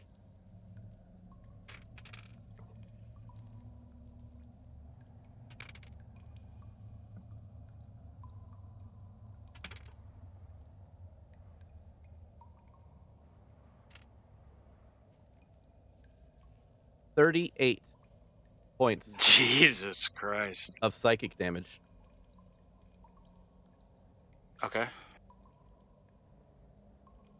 Still You're up? still. Yeah. You take 38 points of psychic damage. And the images of Abel and Torig start to walk towards you. What do you do? This is all describing what you've seen. This is what happens to you when you teleport in. And you have Arendelle, you have them walking towards you. What are you doing? Just for context, do I have any kind of sound mind, or Yes, you are within your own actions. I look at Torig and I look at Abel, eye to eye, like back and forth. My friends, I have failed both of you. In a loud, when you say this, in a loud, booming voice, they both, at the same exact time, lift their finger and point at you. And with a big, booming voice that they both say in unison, they say, "You left us."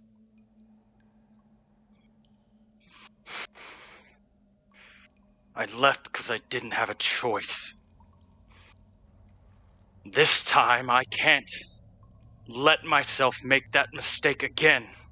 And I reach my hand out to the left and I put my hand on shoulder of Arendelle and I cast Bless. And then as a bonus action, I cast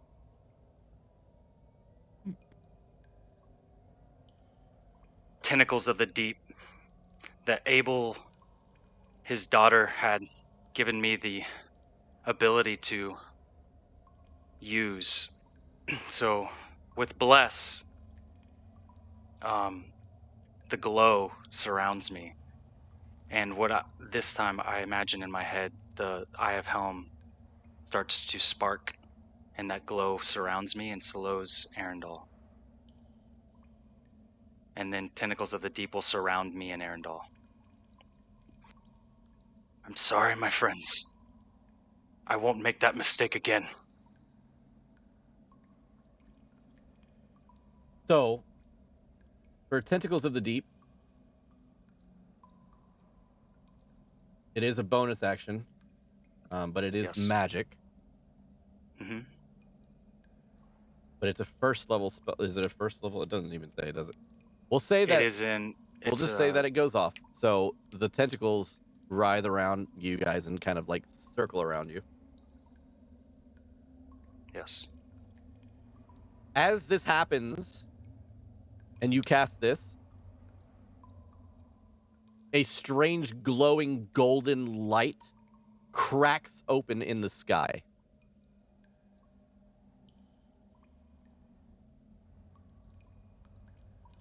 That's it for that. I'll say what happens later. We move on. Liadain, you are still unconscious, but we move back over to Arundel. Arundel, this is one of your final rounds alive. Just a quick note. Question. When I summon Tentacles of the Deep, I do get to make an attack with it. Correct? Did you make an attack towards something? I apologize if I missed that. No, I want one of the tentacles the tentacle that's surrounding us to reach out and wrap around Arundel. Okay. And just crush. You want it to crush Arundel? Oh, I want it to hit him, but that's what you see is that it reaches around him and kind of squeezes. Okay. Before you do He's this, trying to break me out of the charm. Yeah. I got that. Exactly. Before you do this, Arundel, in his own mind, he's fine. He's doing his thing. But directly in front of you, you see a man with 4 missing fingers, blood dripping from his mouth, completely just, killing himself, essentially, and very low on hit points. You would know that attacking him or trying to True. break him out of this would kill him immediately. Fuck, I forgot about that. God damn it. You could, Okay. if I may, apparitions. you could heal me and then hit me instead of casting Bless.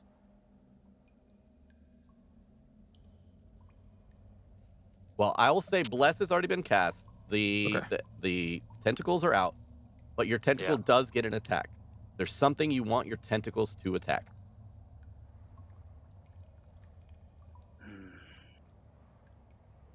You probably need hit to even get to make the save. So, as far as I know, I can't hit you without doing damage. Is there anything else you want to attack?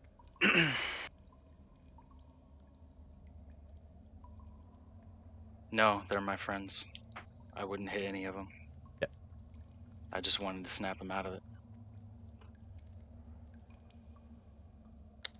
Yeah, I'll wait. Okay. We'll see. Hey, There we Dan, go. Yeah, what's up? you know what I just remembered? What? I have had DM inspiration this whole time. Oh, Jesus.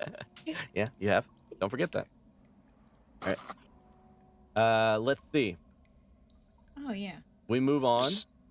We said that you are unconscious currently. Okay, we move on to the drag, or the Dragolith. They seem to be having a conversation amongst themselves. Seth, since you are first up in order outside of Arundel, you can roll me a perception check if you want to listen in on what they're saying. Why am I rolling really well now? It doesn't matter. That's a 19. Okay. You hear your brother speaking out loud, but almost like in a whisper, kind of, towards nothing. He's not looking at the other drow, but you hear him speaking. They say, "We have her now. How long before the reinforcements?"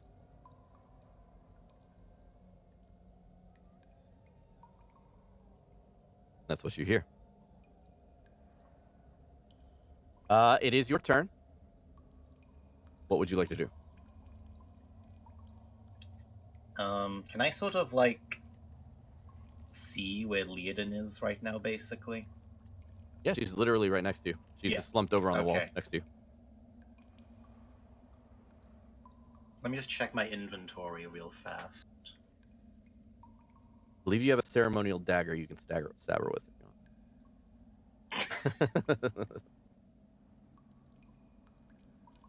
I do, but I've also got a good berry. Yeah. So I'm gonna scoot over towards her while they're talking. Okay. And I'm gonna see if I know I've got these shackles and such on me. Can I like slip the good berry into her mouth, basically? That sounds wrong, but it's the only way I can describe it. Yeah. I will That's say what I because call it too. I will fuck off. I will say that you can attempt to do so. Either way, it will be successful. But I need you to roll a sleight of hand check to see. No, I need you to roll a stealth check to see if you can do so without the other drow noticing. Oh boy. What is with these rolls? That's an 18. 18? Let me see. So the other drow, as they are, we see one sharpening a scimitar, and the other one is currently just standing outside, staring out into the nothingness. The one that is sharpening his scimitar looks up over at you right as soon as the goodberry drops into Liadain's mouth. And as he does... Oops, sorry. 19. Well, Seth, is it a 19 or is it an 18? It's a 19 because I forgot the +1 to my stealth. Okay. We'll say that the individual didn't see you then. They literally I'm rolled an 18. sorry, I keep forgetting I got a +1 on my stealth. That's fine. If that's what you rolled, that's what you rolled. So you slip the berry into Liadain's mouth, and just as it goes into Liadain's mouth, after doing so, the individual looks up at you, and you're already kind of looking away, like doing something else. Liadain, the good berry enters your mouth. You get 1 hit point back, and your eyes flutter open. And you are inside of a dark, warm room. Okay. The only thing she's going to... Can I whisper something to her? Yeah, we'll say that was a bonus action or we'll say that it was an action to feed, and we'll just say it's a free action to whisper anyways. But you just need to be careful as you are talking with other people around you. She will say quietly, "Don't say anything. We are in a bad situation, but please keep silent for the time being. I do have a plan." As I had stated previously, the male individual was staring right at you and saw your lips moving. Didn't hear you per se. Didn't hear exactly what you were saying. As soon as he saw your lips moving, he makes his way over to you, hits you with the butt of his scimitar. And deals 6 points of bludgeoning. As he basically leaves a dark bruise underneath your eye. He smashes right into your face. It's really weird because, like, this is probably the first time, like, she's actually been damaged so significantly. Mm, And like while the bruises is like actually showing up on her, like a few moments later, they're actually already starting to fade away a little bit. that is Like correct. it's really weird. The damage is still there, but the Yep. bruises themselves are like fading a bit. Hawk, thank you very much for the raid. Much appreciated. Welcome in, everybody. Do please take warning or take note of the content warnings there. Okay. So we pick back over up with Olanu. So Olanu, you make your way down the slide now. You are fully down. As soon as you land, you slip and slide for a second and stop, come to a stop. But you are met with a large pool of blood underneath you. And it looks to be a dripping, dropping trail that leads away from it of blood. I'm gonna follow the trail. Can I say Asher is also following her as well, since I don't really have like the ability. I have the ability to move him, and he would have been like staying within range, like the 300 feet. Mm-hmm. But I can't really. But like, I can't really like say follow this person or anything like that. He's just staying within the 300 feet basically. So I have to ask, is it an action to move him or bonus action to move him, or is it just on his own Let volition? me check. Let me check here.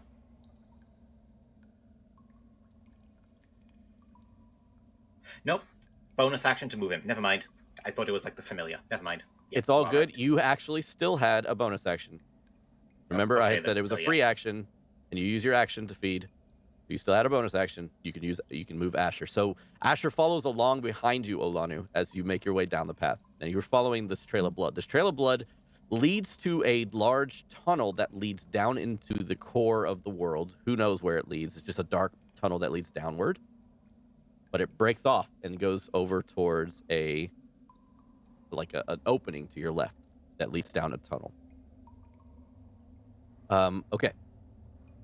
Percy is gone. Yes? He is up where I left him eating berries. Okay. I didn't know if you had said go fuck off, or No, he's just stay up there with berries. Okay. Go No fuck worries. off. All right. So you follow. That's as far as you can get. That's as much as we can do. Okay. We move She over. will be trying Just kidding. to be stealthy. Sorry. Just not making noise. Okay. Stealthy. Roll stealth. Stealthy barbarian. Roll a stealth. Whew, she's not very stealthy. Whew. Still. It's not horrible. 11. Okay. All right. you sneeze and it echoes throughout the chambers. No. No. Anyways, we move back over. Grimly, your tentacle of wood is just kind of lashing around and just wiggling. Yeah. And you see Arendal drop to his knees. The light above you, the crack above you, this golden glow that seems to be coming through the crack. The surface it's coming through seems to be solid. It's not like it's from the sky, per se. Like a solid piece of something started to crack and golden light starts to shine through.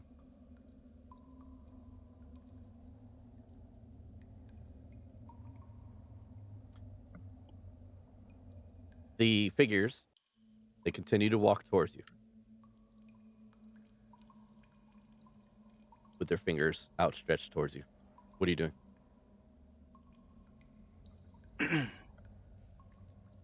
Note that you cannot say anything. You are holding your breath.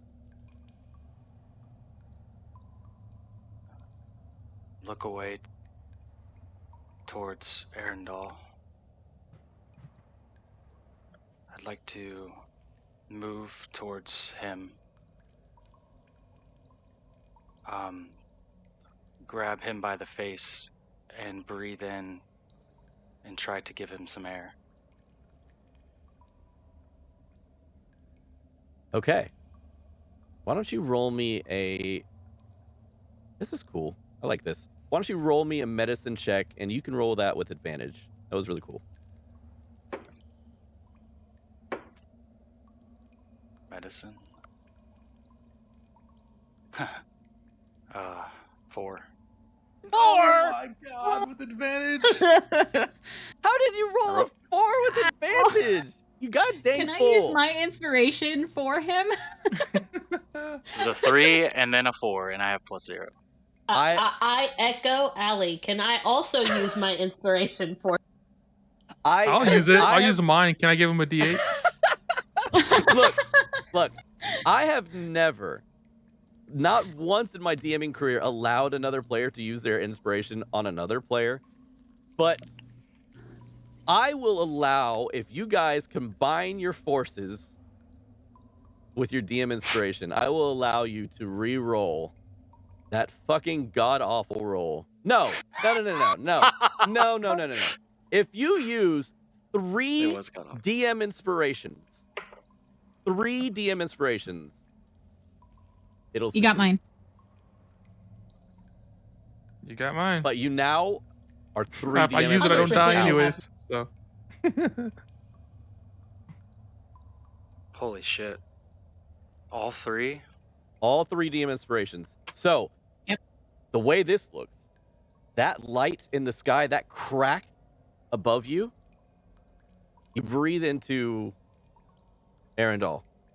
Arundel, that one little bit of breath, that last bit of breath. The cracks above you shatter the ceiling. The ice breaks out from over top of you in a golden glow. Arundel, you are pulled through dimensions as the library that you were in disappears from around you. As glass shatters and breaks, you are brought back to reality. As about a third of you is in the ice. You got like half your hand in the ice, like your leg is in the one of your legs is in the ice, and Grimly stands there next to you, breathing and panting hard as he had to hold his breath. Arundel, you have 1 hit point left. You are down 4 fingers. You are within the ice a little bit, but you're alive.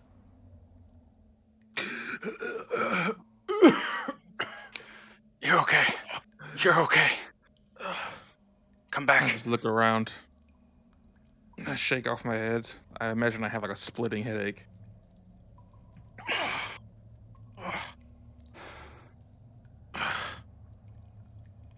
We need to go now. You're here. The library. None of it was real. Grimly, the shadow that had tentacles inside of Arundel's head. The shadow into the ice. Don't know if it's gone, but for now, it hasn't made an attempt at anything. Our friends, they're in trouble. We need to get out of here. Can I heal him? You can, if you'd like. Arundel, again, is missing several fingers, bleeding out. Don't really bleed out in this game, but he's bleeding I'm all profusely down from the wounds, and he is stuck in the ice. I'm down to 2nd level spells. I'll just cast Cure Wounds at 2nd level. Okay. How much? So that's 2d8 plus 3. Oh, that's not bad. 12, 15 healing. Nice. 15 to healing? Okay. So 15 hit points back. Okay. Liadain. Fuck. What a turn. Your eyes flutter open. You are in this warm, dark room, to which there is no light, except for a strange, warm cube glowing and floating above a makeshift table in the center of the room. You see dark figures, but you're unable to ascertain who they are or what they are, due to the fact that it doesn't really provide immense light. It kind of like is backlighting them, and you just see black shadows moving through it. And you just see Kinravah just get blasted by the back of a scimitar. What are you doing? You are not in manacles. So, quick question. Did I actually did I hear and understand what Kinravah just told me? 100%.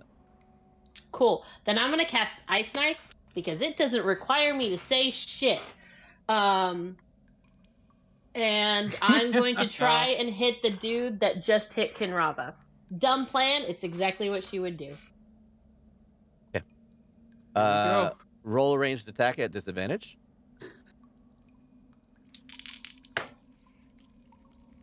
That is a 9. That's a 17 to hit. Yeah. Okay, 17 does hit. First off, let me address this. Hoopla, I'm sorry. This is a new camera thing going on. I did not set up the face change with this. I will refund you some points, or I will face change next time I am live. Sorry about that. So, anyways, does hit. I need. Well, no, you're gonna make a dex save at disadvantage. Okay. As well as. Oh. Yep. Yep. As well as Kinravah.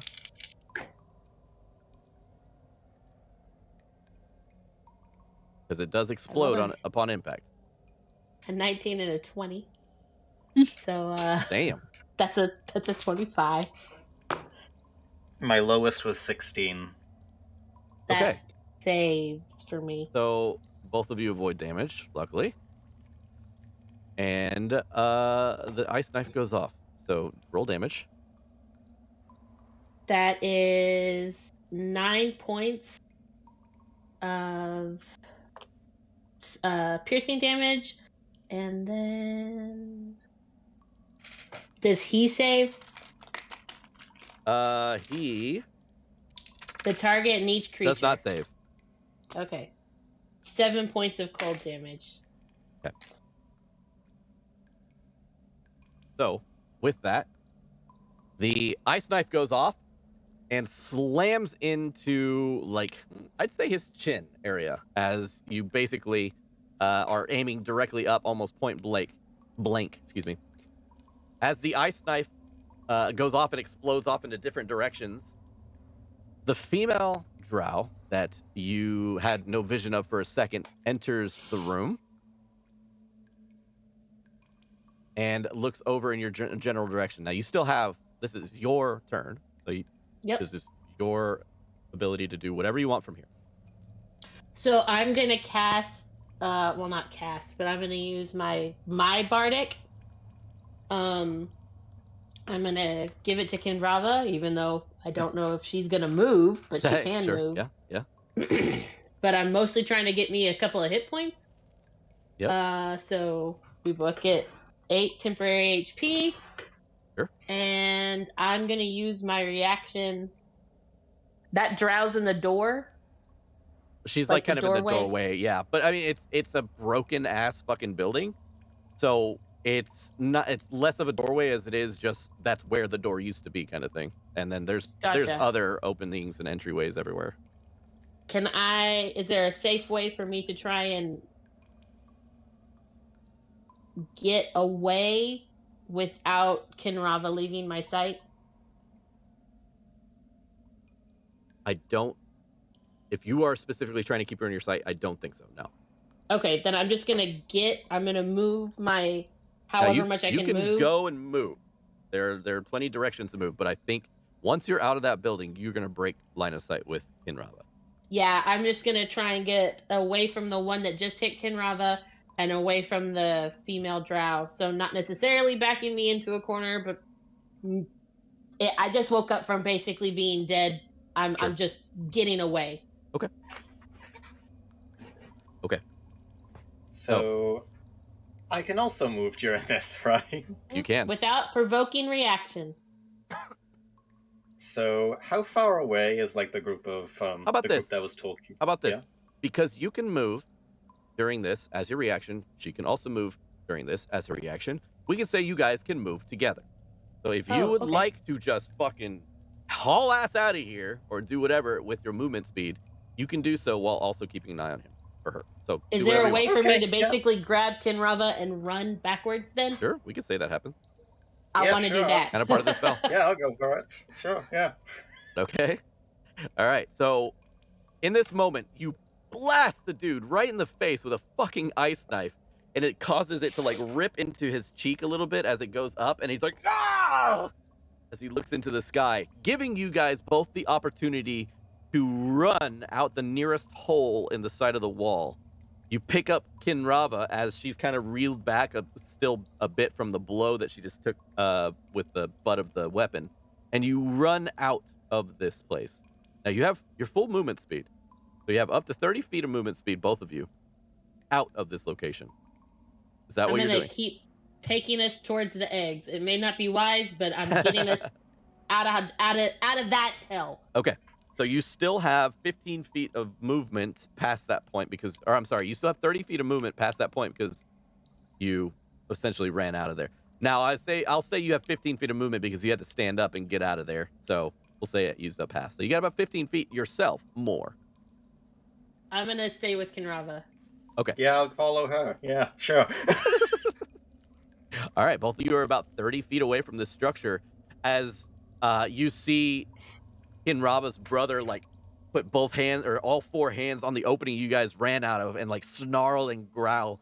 And you also see the female drow that had looked in on the situation was slowly just turning the corner to look back out where you guys run. Now you see a smile upon her face as you run away. Oh, good. That's what we need. Is Ice Heart out there? Yeah. Yeah. Do we see yet. Ice Heart?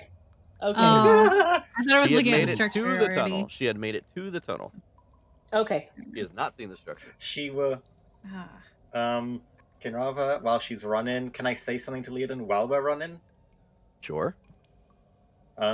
She'll say, Asher is currently bringing help. We should go in that direction. And just like point to where we all are who is on her way. She does the awkward like point like with the back of her. Yeah, pretty much like as she's running. Yep. So we will say. Oh no! Don't do it. This is no. No. It's only been 3 hours. We usually play 3.5. So we will say that as you're running out of there, you just see the last thing you see is a snarl on your brother's face. You see the smile on this random female drow's face. Since that was your turn, it is the Dragolith's turn. The Dragolith. I thought he went before me. He goes after you. Oh. He's been going after you. He's been going at the end of the round for the past like 4 or 5 rounds. At the very, very beginning of the fight, he was. But then I started making him go after the entire group had a chance to go. Gotcha. Okay. He is going to jump down and like, of course, just like a fucking badass monster, jumps like 15, 20 feet in the air and then lands on the ice like 10 or 15 feet behind you. Hey, Dan. Yes. Your camera froze. Oh, shit. It did, didn't it? Did I knock into my camera? Oh, that's not good. That's not good at all. I wonder if I could just turn it on and turn it back off. That would be a godsend if I could do that, but it's probably not going to be the solution here.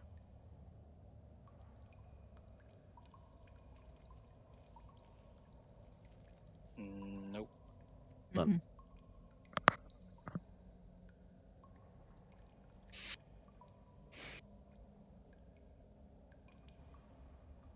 I'm gonna throw up. I know. They're just like, hurry up and get down this tunnel, damn it. Oh, come on. Y'all, with this new camera thing, it is not user-friendly. Mm. Of course it's not. That would be too easy. Okay. Yeah, why would they make So- anything like simple and easy? Aw. I had.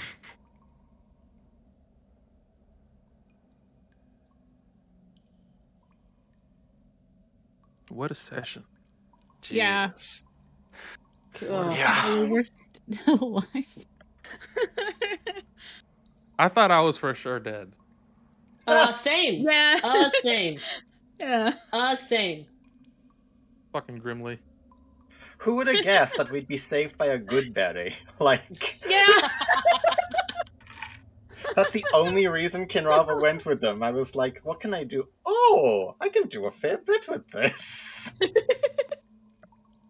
I'm so glad. Yeah, I'm really happy that I didn't kill Percy. That would have been fucking awful. Oh, yeah. I was like, oh, I'll make this safe. I'll just dimension door us out. We'll be fine. Yeah, like Well, I you was dimension originally. doored. Yeah, I you did. I sure did. Uh, I had a plus 10 that's what to I was my originally gonna intelligence save. do. I was gonna heal you, then have you get Percy out, and then follow up the stairs behind you. But yeah. I could have like tried dispelling some of the stuff.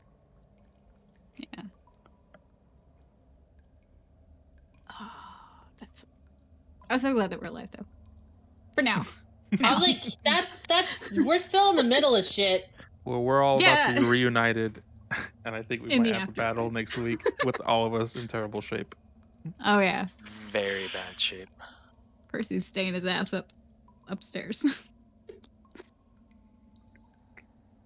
Can't believe you guys used all your inspirations on me. Had to. Yeah, Are you fucking kidding? Of course I did. yeah. Appreciate you guys. Hey, I always forget I have inspiration. I rarely have to use inspiration. Of course, now I'm gonna have to use it. This could be really bad. Yep, Yeah. now you need it, and you're not gonna have But it. you really needed it. Plus, we've got angry Dragloth coming after us. Just saying. Oh yeah. When I get around that corner. He's actually he's probably bigger than you are. Yeah, probably. I just need line of sight. Just need line of sight. I have a longbow. Start off with that. I've got, What are like, your hit just points at, Allie? Hmm? What are your hit points at? 53.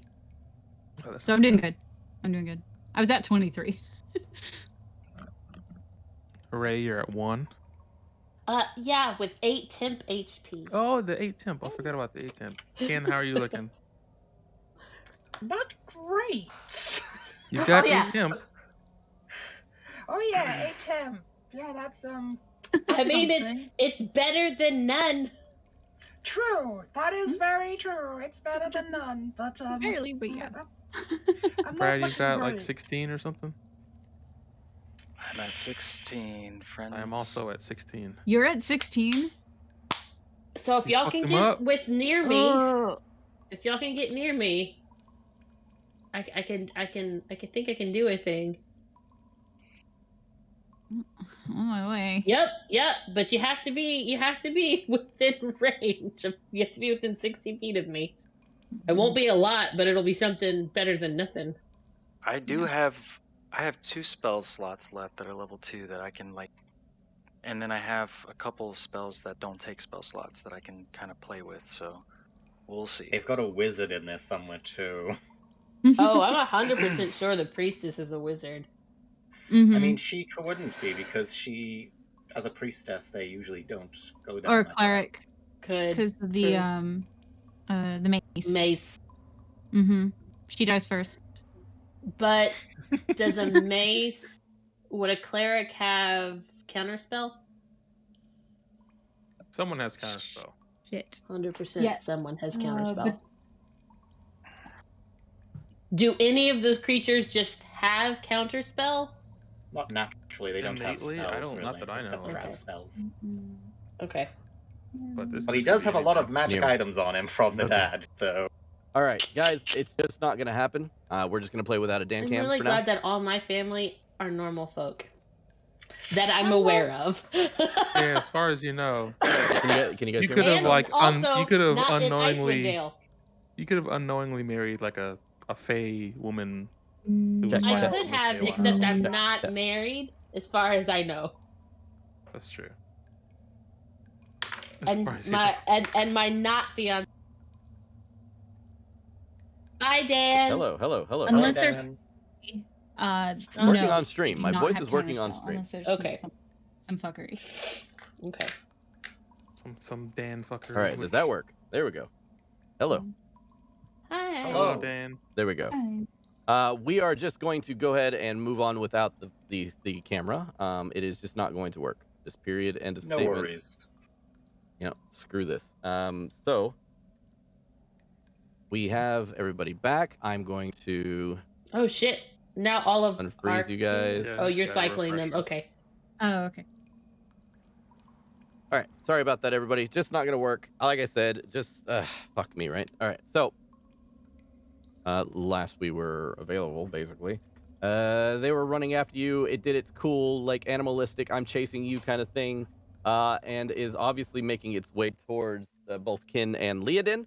And now, as it gets close to Kin and Liadain, it will Attack. cast.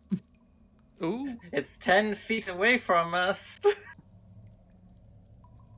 Yeah, it doesn't need to be on top of you. All right, so I'll say Kin, because he's Cold kind of damage. just going after you. Kin, go ahead and I need you to make a wisdom saving throw. Ooh. Is this a charm effect?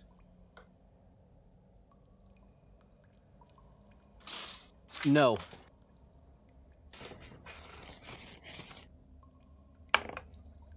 Oh, nat 20. Woo! Okay. You feel a prying into your mind, and luckily for you, it doesn't affect you. You don't know where it came from, but he is hauling ass towards you still. And he is able to get within 5 feet of you, as the rest of his movement. Okay. We now, sorry about that, guys. Really, that sucked. No worries. So now we move to the top, which leads me back to Seth. So now you can go and do your thing. Oh, lovely. And he is right next to you, or he's made it up to you. Is Arendelle not first?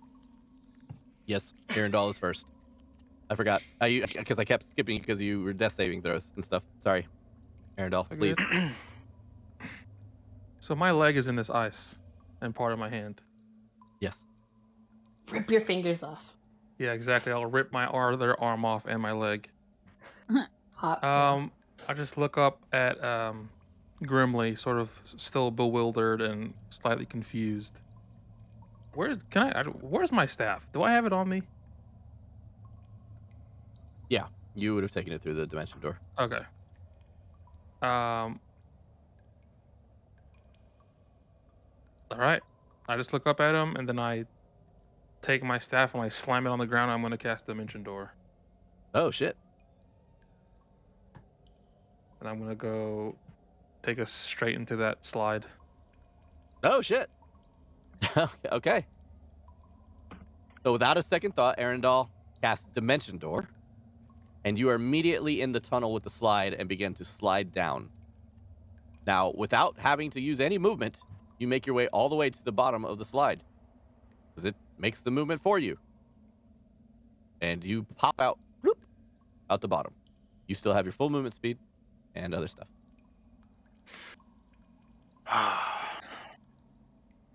Fudge.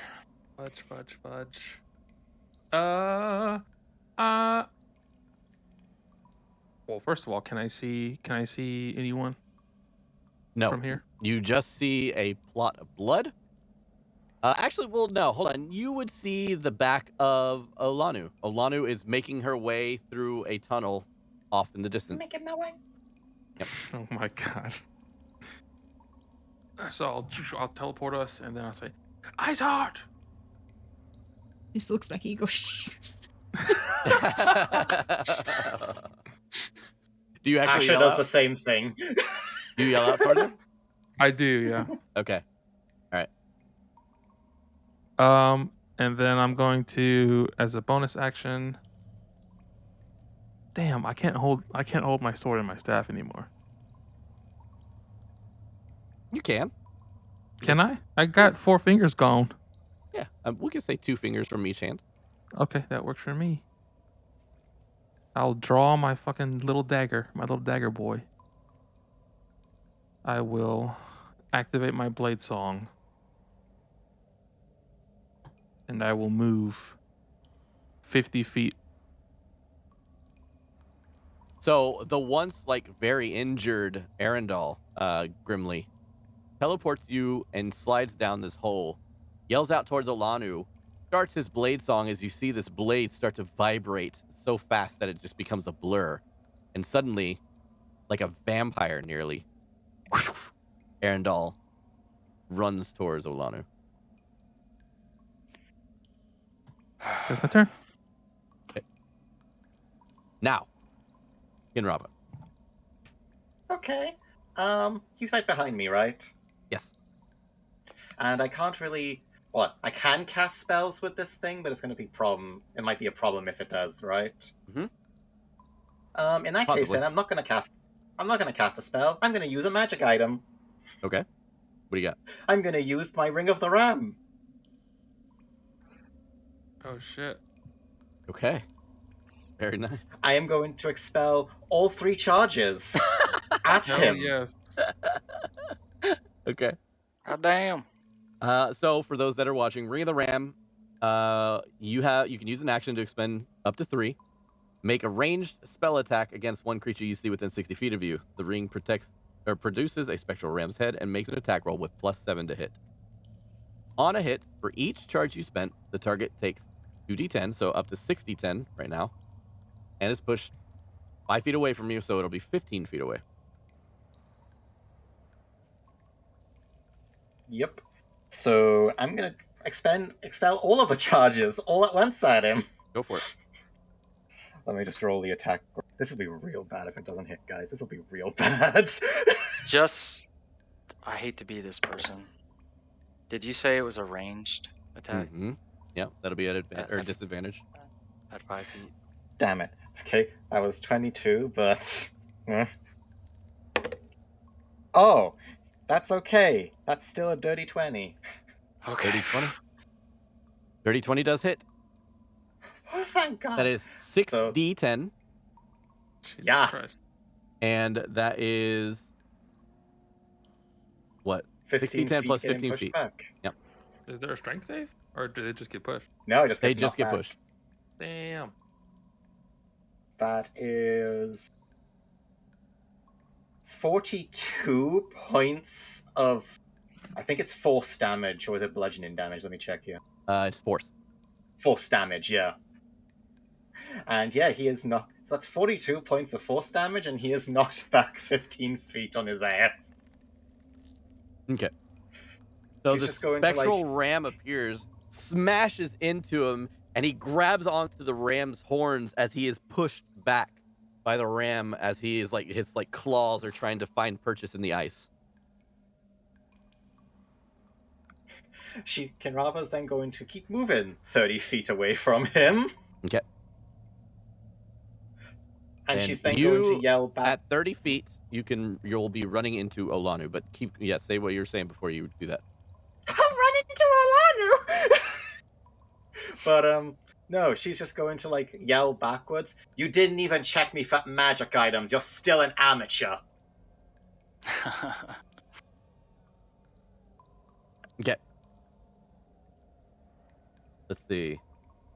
That will lead us to Olanu. So you run towards Olanu, and Olanu, sprinting at you at full pace, is a handcuffed Kinravah. So she has her hands tied behind her back, but she is running, and she looks to be bleeding from the eye a little bit bruised, and running. And I can see her brother. No, you are still at the entrance there at the of the cave. He's run out of the cave they were in. Okay.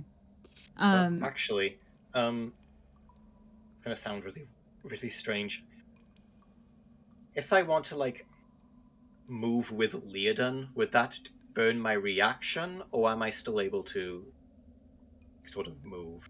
If you want to move somebody else, you need to use not move someone else, but like when Liadain starts running, like can I sort of stay on her pace basically? Would that use my reaction, like hold action to do it?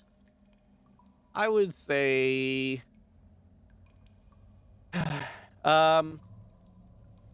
yeah. I mean, I'll say that you guys are running together. It would be a strange like tag team of like let's catch up with each other back and forth if we did this in D&D terms.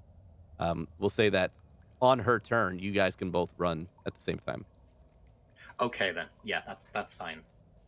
She may not be running very far now that you've shoved your brother back. Just FYI. Oh. Well, you can wait till Liadain runs. If you want to run, you can by yourself, or you can run with up to you. Kinravah's just going to say, keep running, we need to regroup, please. Okay. Alanu, you hear all this go on, echoing in the cave in front of you.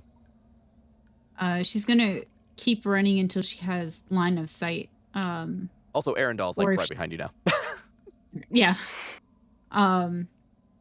Yeah, so she's going to keep going. The moment she sees an enemy that's within 150 feet, she is going to fire 2 shots at it in bonus action range. Like, then shot. Okay. Shoot the thingies. So you have visual of 2 individuals. You have visual of the Dragoloth, and you have visual of a female drow that sits atop, like, this building in front of you. What do you want to shoot?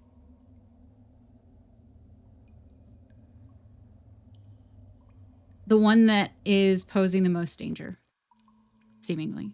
So probably the Dragolith. There's no well, telling. The Dragolith. It's a just drow. got pushed on his ass, right? It's a drow female, and it's a Dragolith. So there's no telling which one is actually more dangerous. And also, the Dragolith is like 15 feet away, so it's not like an immediate threat. At least you don't know is if it it prone? casts magic yet. No, it just gets pushed. So it just like fought off this ram, and then like is now about to start heading back towards you. Okay. Yeah, she'll go for the bigger thing. Okay. Do the shoot. All in, huh? Shit. Is the 13 hit? Does not. Okay. Try with the second one. How about a 16? It does. Okay, cool. And then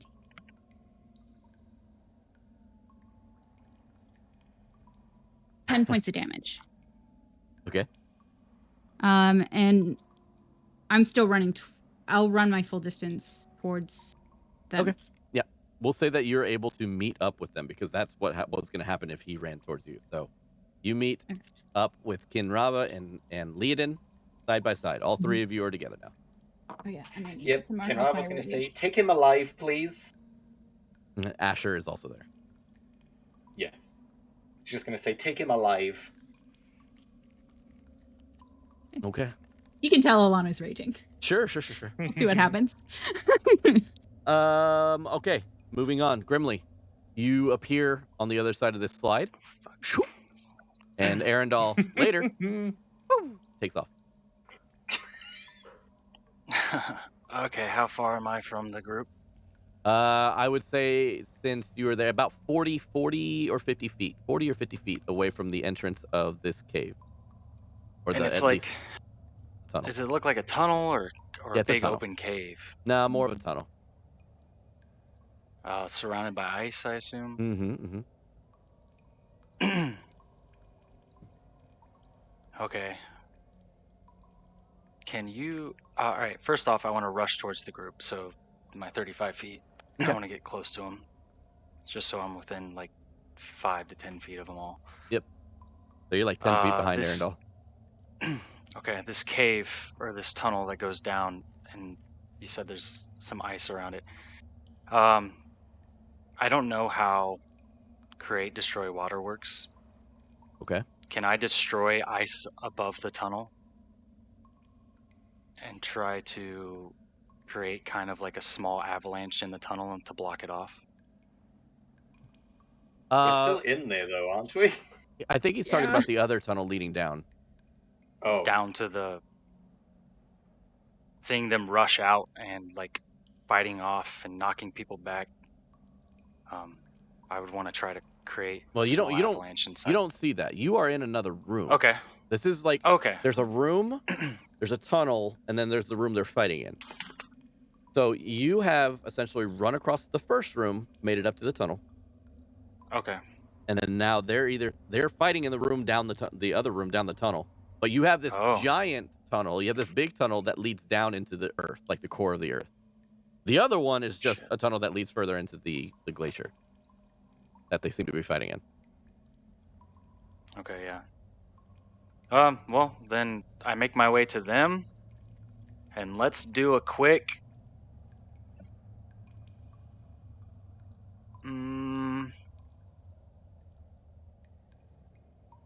let's bless at 2nd level. Okay. Be blessed. Everybody? Let's Does that see, get up to everybody? 3 creatures. With a 2nd level, I can target 1 additional, so 4 creatures. Everybody but you? Yeah, I'll bless them all. Okay. Sliding to my knees, I'll just reach my hands out and bless all of them. Right on. Golden aura kind of emanates from everybody for a second. And you know Grimly is close. My bonus action to create... let's see.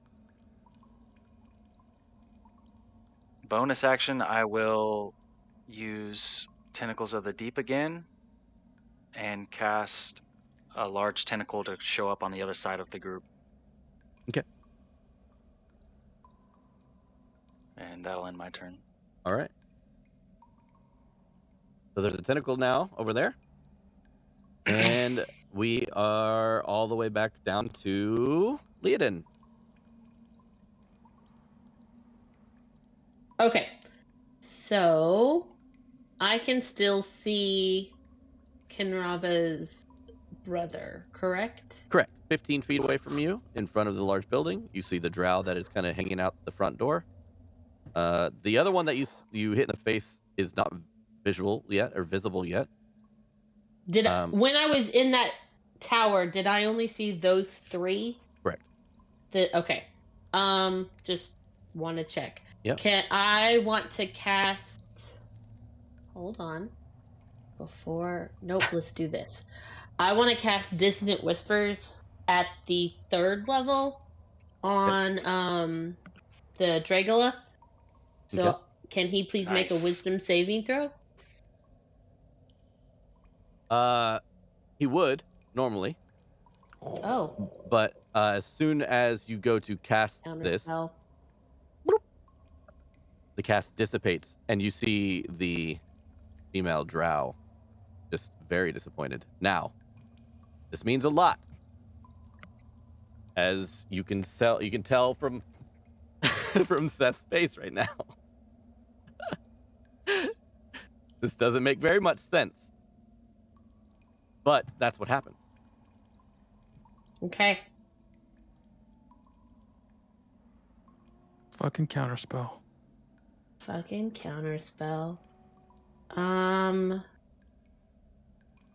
We'll have a little bit of a talk afterwards why this doesn't make very much sense. But here, keep going. Maybe Seth can clue us into.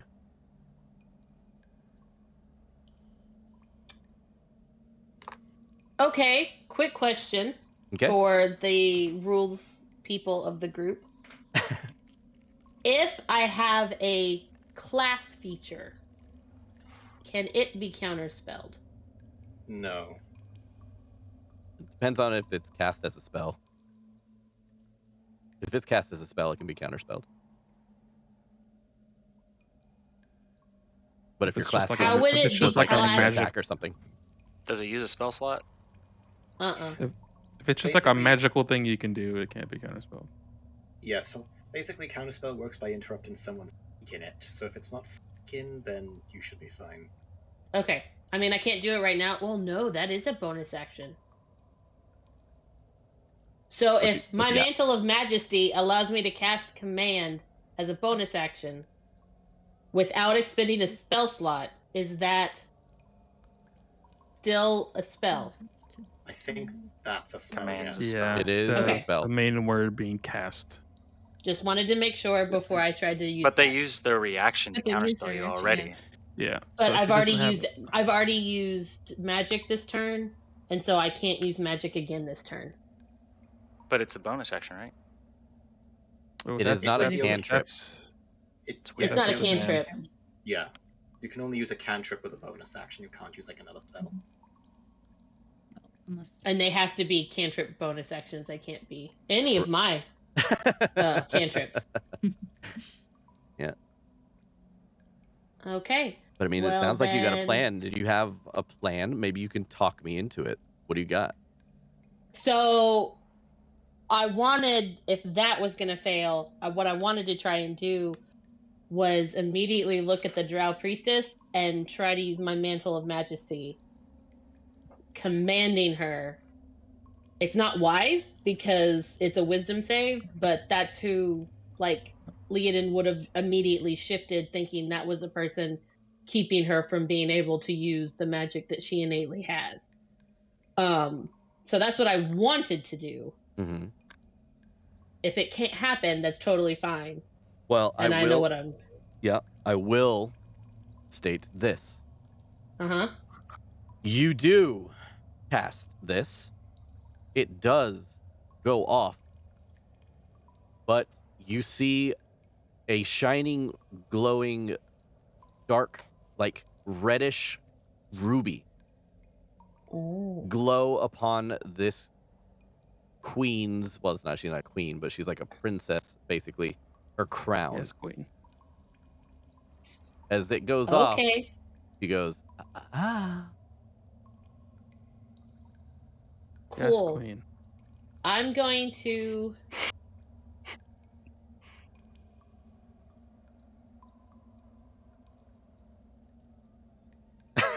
I think you only got movement left at this point. I know. That's what I'm gonna. That's what I'm looking at. Okay. I want to move. I actually want to move away from Kinravah, Okay. and I want to still stay in line of the priestess, but stay out of, I don't want to say standard range because I wouldn't know standard range, but basically keep a wide, like at least 20 feet between the two of us, but Okay. keep her within my sight. Oh, for sure. Yeah, easy done. You kind of just run a little bit catty corner to the other side of like where you guys are fighting. And Okay, Olanu cool. just like fucking comes barreling through you guys. Okay. Good turn. Now it's mine. Great. Love that. sad face. The Dragoleth looks, sees that Kinravah and obviously the now Olanu rushing into the room. He's going to be smart about this because he knows now. As he rushes over and begins his assault on Liadain. So he's going to leap He into within the 5 air. feet of me, or 10 feet of me. No, you had just gotten to where Liadain and Kinravah were, and he pushed him back 15 feet. Okay. So he's going to leap directly up into the air, stick onto the ceiling with his claws, and run over right above Liadain and drop down on top of her and start going to town, ripping her to shreds. Does he Here we pass go. the tentacle that I summoned? Again, the tentacle was right by where the group was, and it was 15 feet away. Yeah. Okay. I No. just wasn't sure if he passed because I cast it on the other side of him. Yep, no worries. Okay. Okay, so the first attack to hit, 18. And the Hit. next attack to hit is a 24. That doesn't though. Oh, okay. Weird. Strangely. Yeah, it's this weird gap in her armor class. Okay. Then let's see, that will be take. Wait, well, you are just gonna go down, aren't you, on that first hit? I believe Oh, so. I mean, probably. Yeah, okay. It So- kind Second's of probably depends on gonna- what he does. I Yeah, do yeah. have some really special temp HP.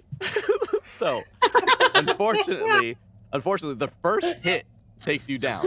Okay, so he Yep. lands on top of you, and he bites down onto your shoulder blade and rips a chunk of skin off. And then he attacks again. Sending so... you down to the ground, and takes his hand, opens it flat with the palm out and his claws sticking up, and lunges his claw directly into your chest and picks you up with the claw in your chest, and you immediately take 2 death saving throws. And he yells out to everybody that is currently here, "We end this now, or she dies." And that's where we'll go ahead and end today's session. God damn it, Daniel.